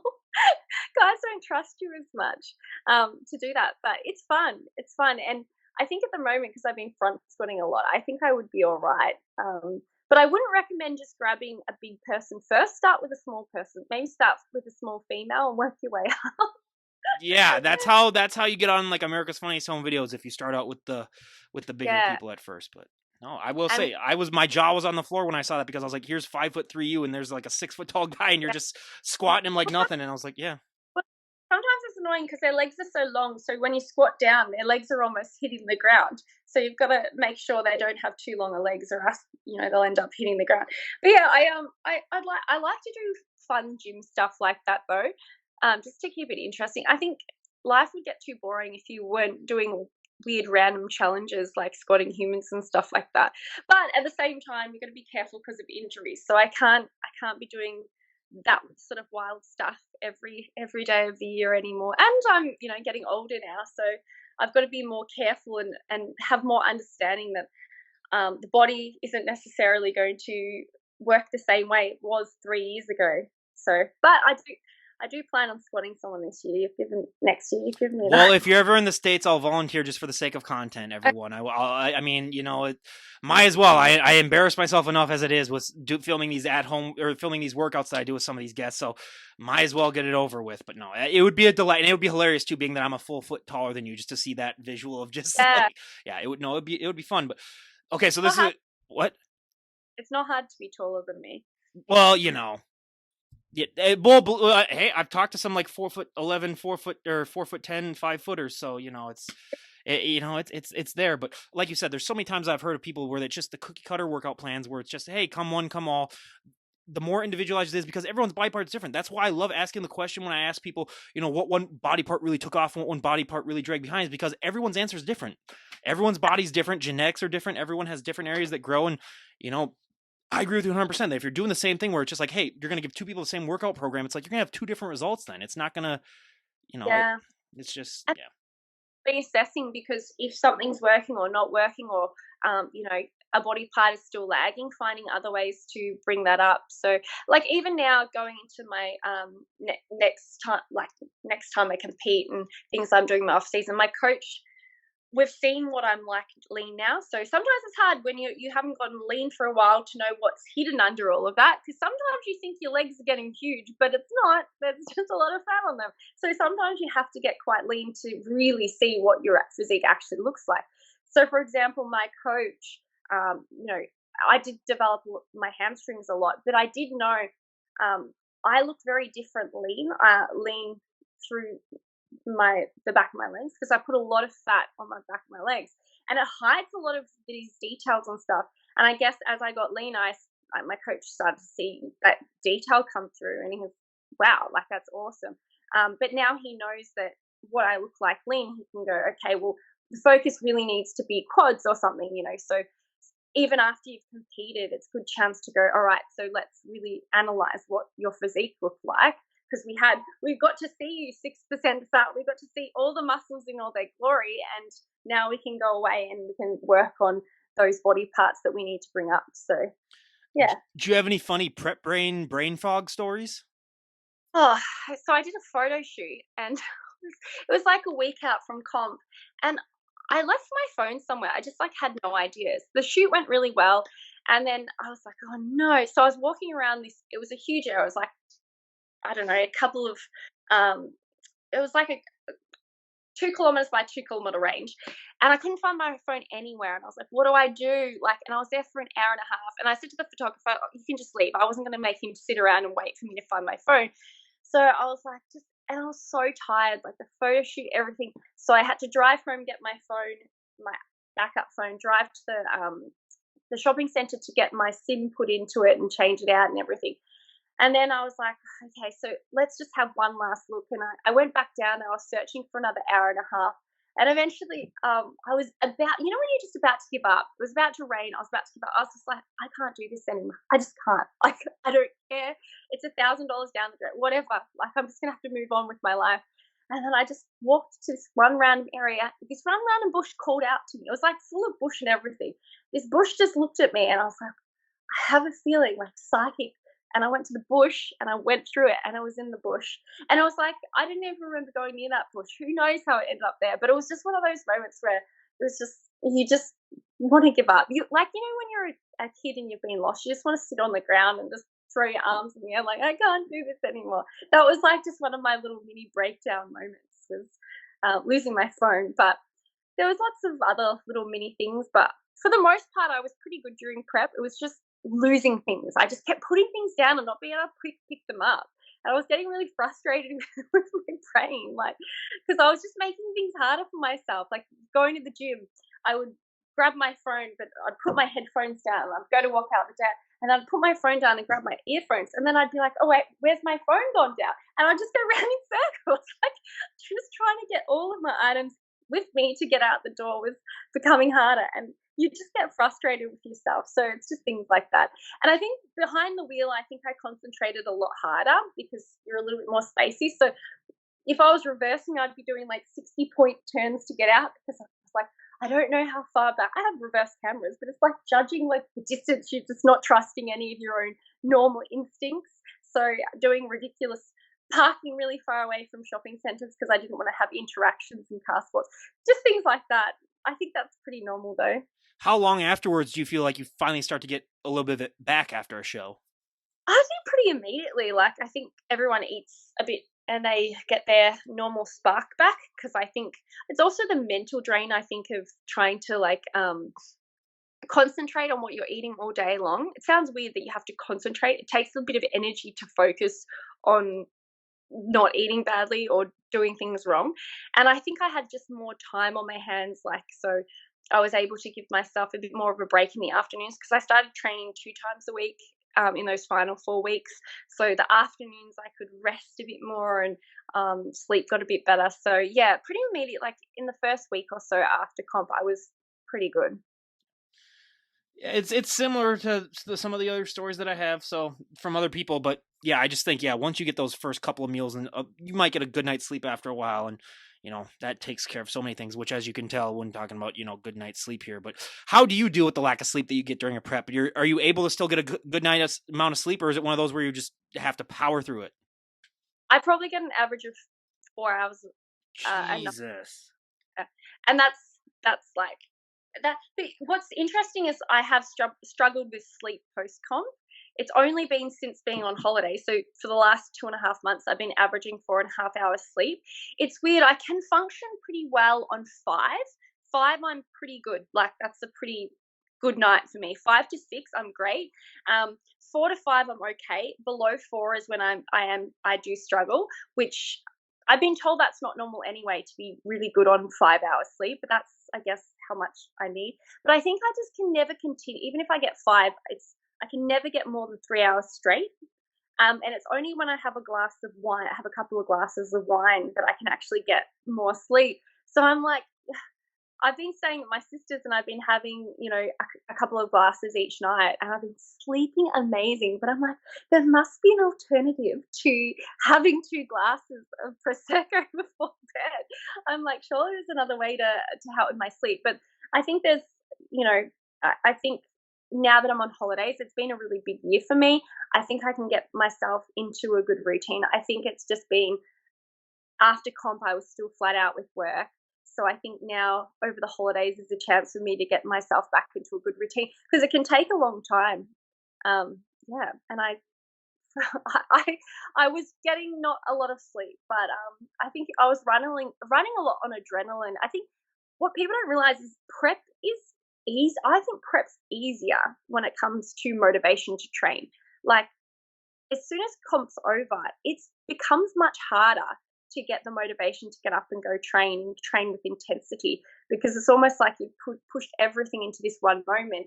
So I think what I would say to anyone listening is prepping is where you'll have your most motivation. The hardest part about doing a prep is post comp, and when you don't have the threat of standing in barely any clothes on a stage to be judged.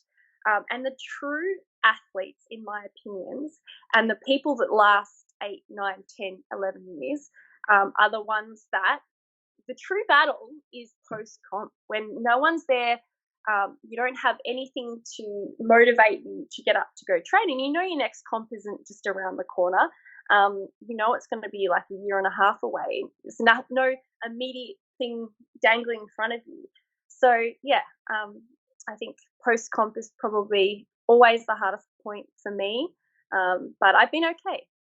Well, and a technique that's used, especially for abs, that is probably just about as old as this podcast itself, almost like 7 years, because I had never heard about it until I started talking to people, is vacuuming. Are you a practitioner of vacuuming? Well, I used to be overweight when I was younger, so I became really great at vacuuming before body. I think every girl growing up who had a little bit extra on her stomach, as soon as a guy would walk near her, naturally vacuum. So I spent a lot of my younger years vacuuming, just purely because I had a bit of extra weight, whereas a naturally skinny person could just hold themselves whichever way they wanted. This whole podcast, you've given me about 5 reasons as to why your abs looked as good as they did. So that's like another one right there. So after all these times hearing, I'm like, okay, this all adds up now, like how they got to be that chiseled. I think I was vacuuming from a young age because of having a bit of extra weight on me. But no, I don't really practice vacuuming. I just do it sometimes to just show I can. So I'll just take a video of me doing it to be like, hey, I've got a few videos of me doing it and looking pretty crazy when I do vacuum. So I just do it just to show that I can do it, but I wouldn't say I practice vacuuming or anything. I know some people that just like do it religiously, where it's like we got to do it like 4 or 5 times a day, and I'm just like, okay, yeah, you do whatever. People just not naturally vacuum well. Because I've never understood the concept, because apparently like clears your stomach or something like that, which I'm like, okay, I guess, Maybe I'll put that into my prep next time to see. I'm not recommending it to you, so like if anything goes wrong, I didn't recommend it to you. I just asked you if you did it or not. So I'm just, for legal reasons, I'm putting that out there myself. So just in case but I just heard so many people do it, and I'd say probably about the guests I've talked to, it's like 75% of the ones that I know like do it quite well. But then there's some other ones too that are kind of like you, where they're just like, I just do it, just to show that I can every once in a while, and just for either like a content or something like that, which, hey, more power to you on that one though as well. But I just do it for clickbait. I haven't actually done it as a form of practicing or anything. I've just done it to just... The amount of things I've done for clickbait, you're fine. Don't worry. So no, it's... But I think I can imagine male bodybuilders. I can imagine bikini girls or categories doing. I can imagine male bodybuilders doing it because it's part of a lot of the compulsory poses. But in figure, you're not standing there trying to vacuum. You want to show your abs, so there's a little bit of a push out anyway from the front position, I guess. I'm not sure. Be honest, is there any part of you that looks at the male bodybuilding poses and wishes that you could do some of them on stage? Oh yeah, like I do. The one thing about IFBB figure is you don't get to do muscularity, and I think I am almost better at muscularity poses because I have capped biceps, and I look a lot bigger in my muscularity poses than I do just in my symmetry poses. But the thing is, I'm just not going to be big enough to do women's physique in IFBB. So I can't really, I've got to stick to unfortunately, the boring poses we get, which is the front, side, back, side. You don't even really get to do a relaxed pose anymore in figure.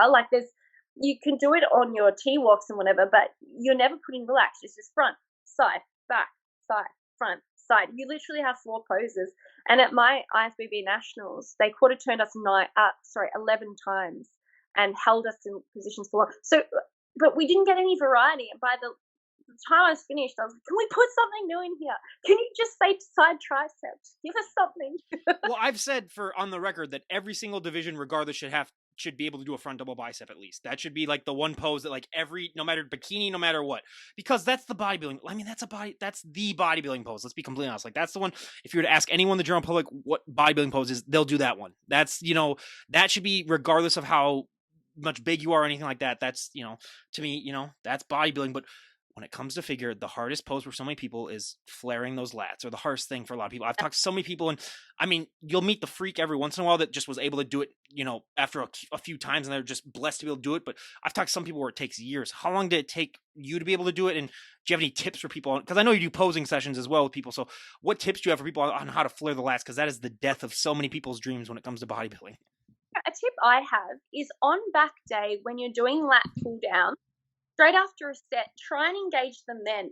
Try and engage them even at the gym. You don't have to run away from your machine. You can just be trying to, or do some pull-ups and then just practice feeling the muscle, because when you're using that muscle on a lift, you're naturally going to be engaging it, and that's going to help you because you really have to sort of start connecting with that muscle to know how to move it.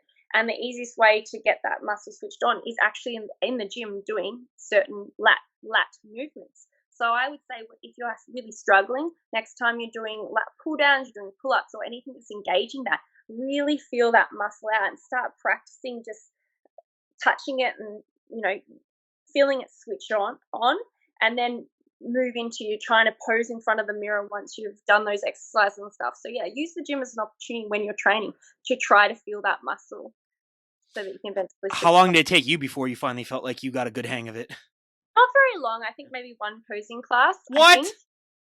Yeah, like I feel like I was switched on quickly, because maybe that was because back was always a bit of a strength for me. It didn't take me long, but I do remember my first session being like, okay, how am I doing this? And then I think I went to the gym and I was training on back day. I was pulling, and I was moving it around, and then I sort of realized how to get it to move. And there's also shoulder positions you can train people to try to bring it out. You're not rolling your shoulders over, you're not bringing them back. There's certain angles you're bringing your shoulders up that you can teach. There's the grabbing yourself like this really tightly to engage them, and then getting people to move their arms out. There is techniques there that you can teach people. But yeah, everyone will learn at a different pace. So it's not someone might learn because of one way of teaching, so you just have to find different ways and different options to try and teach people how to do it. My adamant what is just because I talked to an Olympian probably like 2 months ago who has been at the Olympia like 4 times as a figure competitor, and she still struggles with flaring the lats.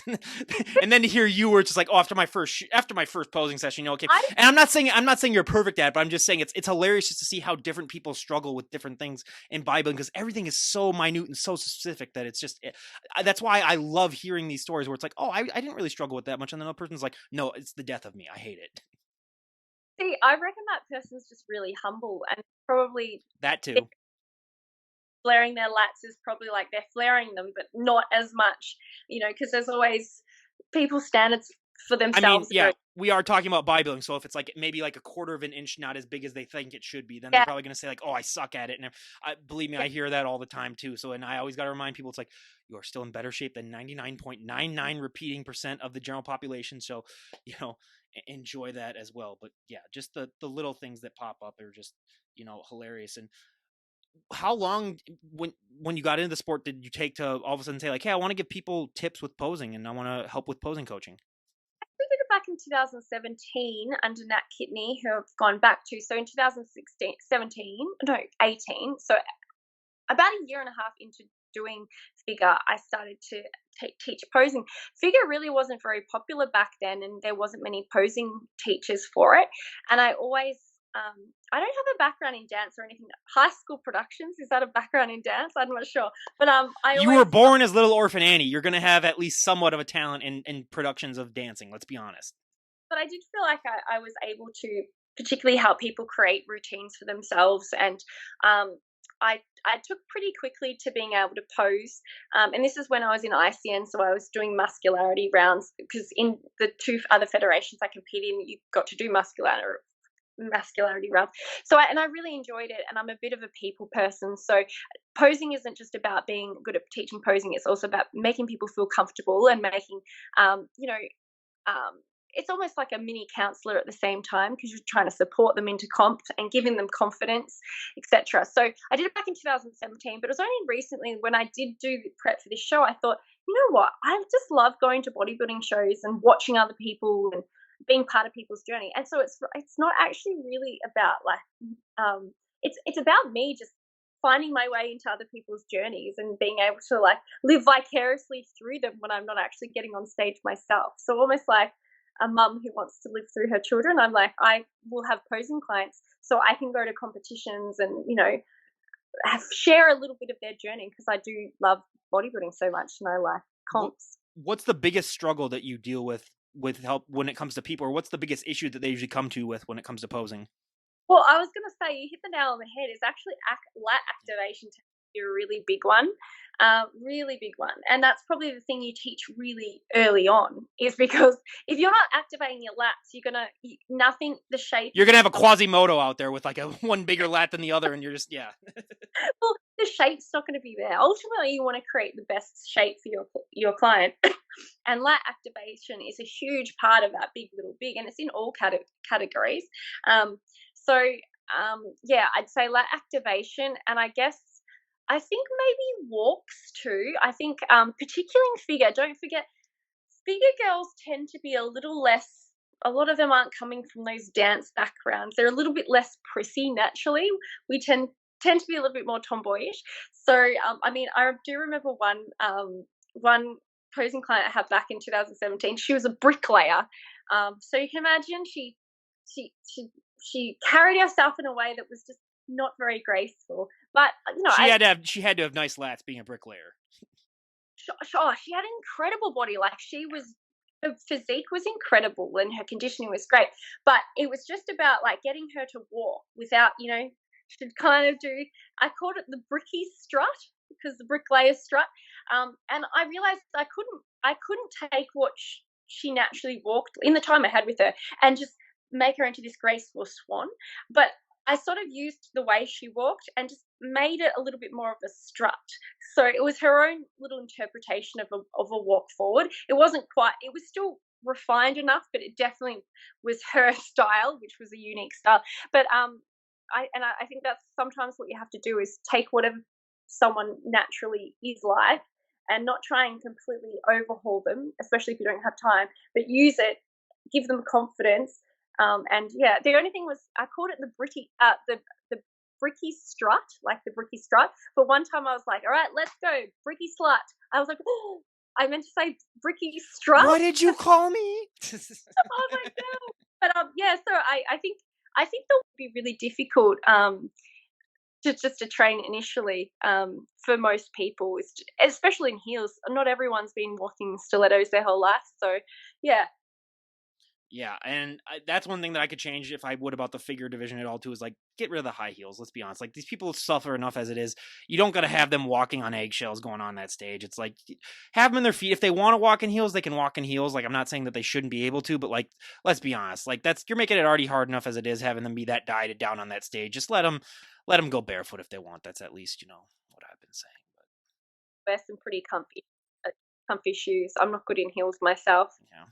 Well, you know, and especially like the ones I talk to, they're like 6'2", and it's like, really, you want to make these people like 6'6" in those heels? It's like, come on now, like let's be, you know, perfectly honest there. And yeah, and it's just, yeah, this whole sport is just, you know, so fascinating to me, and I just, you know, love having people on share it. And lastly, the last few things, I mean, if you really could go back and talk to the younger version of yourself before right before you started lifting weights, what would be the best piece of advice that you could give to that younger version of yourself?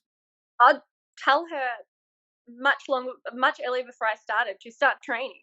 I wish I could go back to 16-year-old Aisling. I'm like, all right, get in the gym right now. I don't care what your boyfriend says. I don't care what anyone says. Get in there. Let's start developing these legs from now, you know. And I just start doing leg training from age 16 if I could. But no, I would tell her, like, there was a lot of moments where I was like any girl, she's very unsure of who she is. She doesn't like the fact that she's got a stocky upper body and she feels quite masculine. But I wish I could tell her, don't you worry, one day you will really embrace this, and this will become something you feel blessed to have, which is genetics to grow a big upper body. If I could tell the younger version, I would just say, just wait, you will come into your own, you'll start to really love your body and who you are.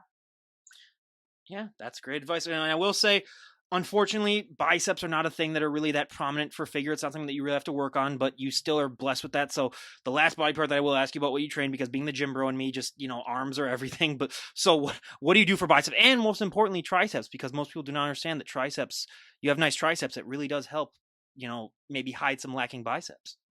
You're gonna be like, "What? I don't train biceps at all."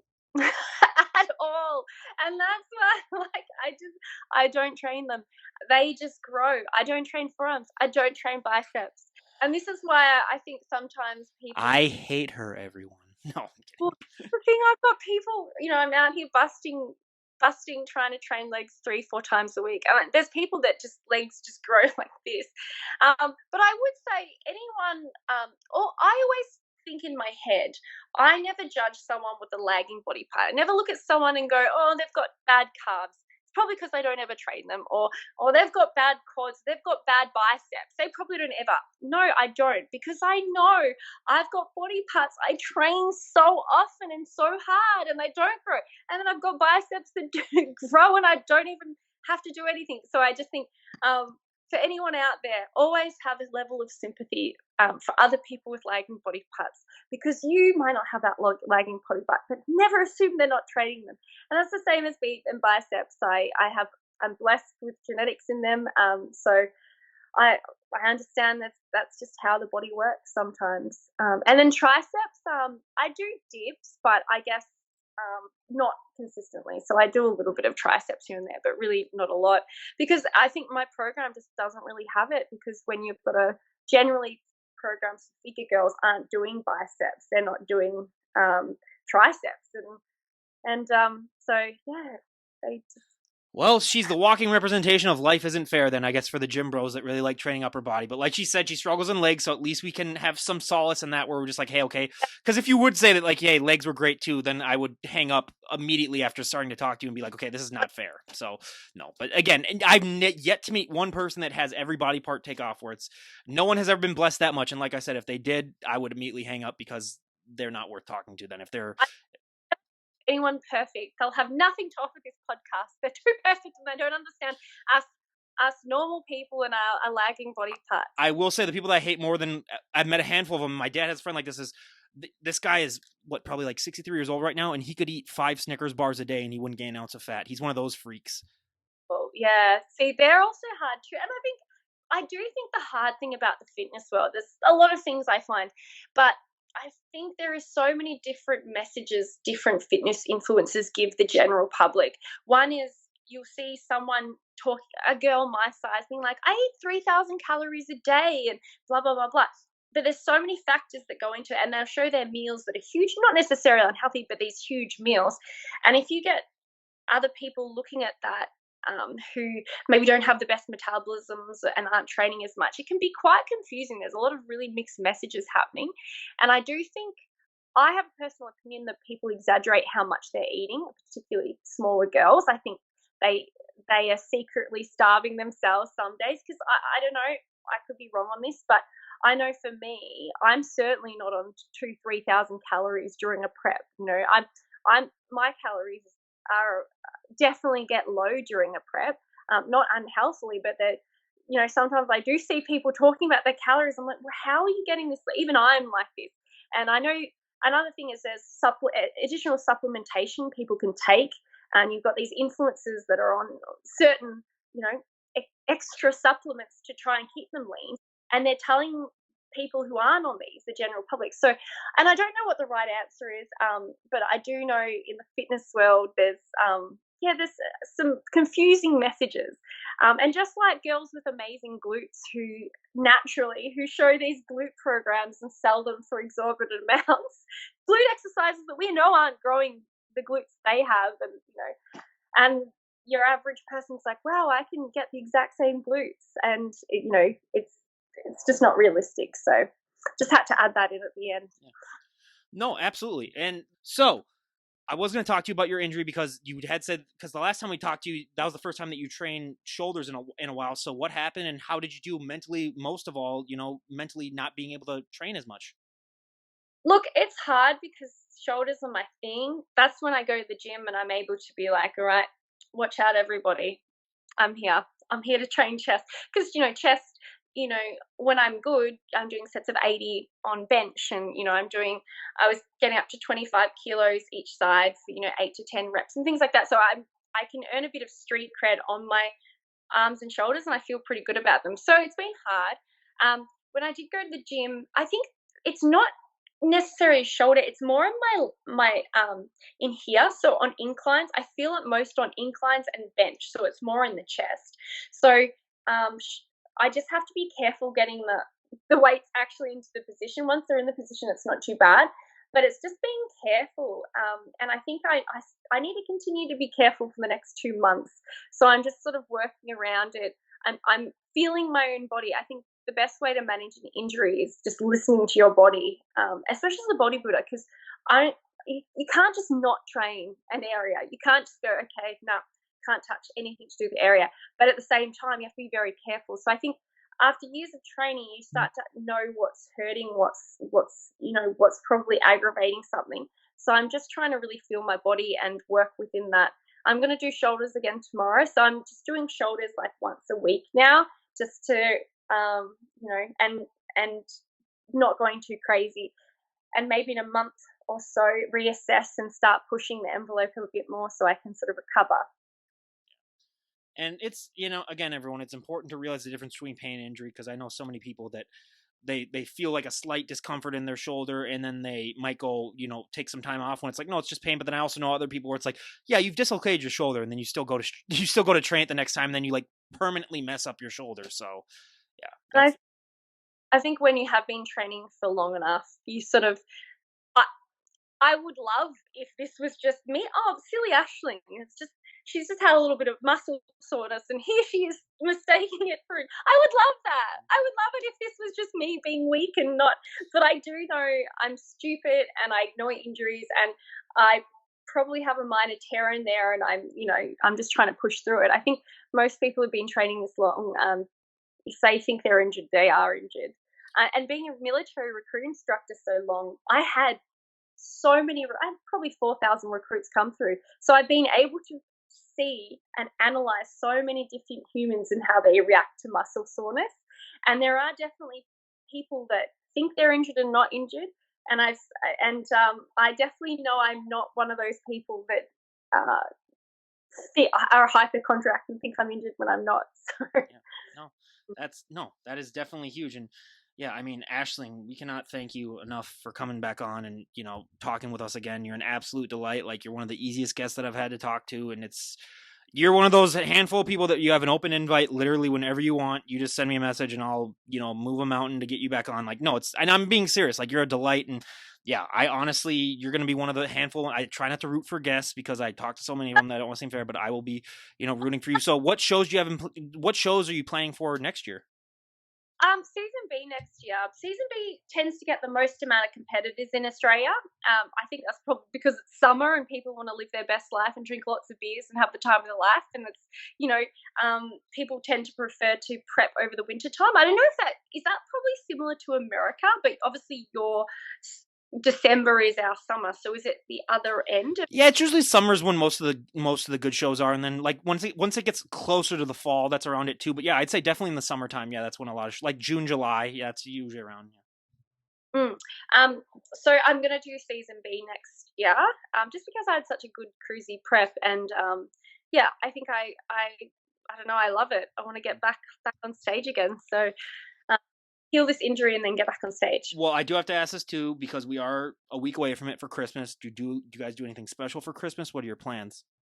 No, bit of a Grinch. I'm wearing green for Christmas. I will say though, like we go so all out in the United States that like most countries don't go as hard as we do. So yeah. Look, I'll be spending.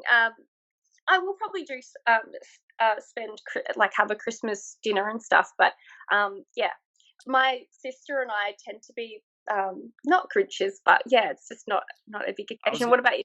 Well, on the 23rd, we do our annual our family cookie decorating contest where we have about 200 cookies, and then we decorate them with colors and everything, and we make funny things out of them, and then we vote on them, and then the voters get like, I think it's like $20, and then like we do a first, second, third, honorable mention, and then worst cookie. So, and like people get like really creative. Like people make it all depends on like the stuff of the year too. So then someone might make like a Donald Trump cookie, then someone else might make like a like one of them made like one of the Duck Dynasty guys, he made into a cookie, and then like Steve Perry, the lead singer from Journey, for some reason my little brother made him one year. It's just like we get really creative with stuff, and then Christmas Eve we go to my aunt's, and I'm not gonna lie, to you. I'm gonna be completely honest here. She has bottles of Coca-Cola, and every year I can't control myself. I'll probably have about like 8 or 9 of them, and I'm just gonna flat out admit it. Like that's my day that I let go. And then my uncle has his own homemade beef jerky that he gives us every year, and that night I eat so much of it. Turkey, I Let's love just be honest. I get probably about an hour of sleep every Christmas night because I am, either on the Iron Throne or I am trying to, but it's worth it. And I do it every year, no matter what, no matter how bad I feel. And I'm like, I'm never going to do this again. It just happens. So that's my one night where I like really let myself go. And then we have lobster for Christmas Eve, and then Christmas Day we get up and we have, open presents, and then then we just chill out. So yeah, but we're just a traditional American family where we go all out on that holiday for some. That was the thing that I was really shocked by when I started talking to people from other countries, that like we go so much harder on a lot of holidays than a lot of other places do. But it's nice. But yeah, You're all very, you love your traditions. that's because we come from a culture which is like a blend of every tradition that we try to keep. Yeah, that's what happens when you're basically you're a mutt basically when it comes to culture when you're an American, where it's everything like the Christmas tree is a German invention, then there's like eating crabs on Christmas Eve is an Italian invention because my family's got a little Italian. So it's just all these different things where we try to, mush everything together. But yeah, so I do wish everyone, a happy holiday. This will be coming out, right after Christmas is out, just because I need to spend some time with the family. I got to go ice skating in the next couple of days too, so I got to get ready for that. But no, Aisling, it's an absolute delight to talk to you, and I look forward to seeing how you do and look forward to that again. But again, thank you so much for doing this. I really appreciate it. Having me. Well, lastly for content, can we see those forearms? Because that would be a good thing. Jesus Christ, Aisling. I don't think I look very big in this light. Oh my God, they don't look very big in this light. Oh my, that's ridiculous. Okay, yeah, that'll be a good thumbnail. But again, everyone, go and check out Aisling's page. You will get it. You will, get motivated to get off that couch, stop eating all those Twinkies. But again, this is Ryan Johnson, DD on the spot, signing off. Have a great day, everyone.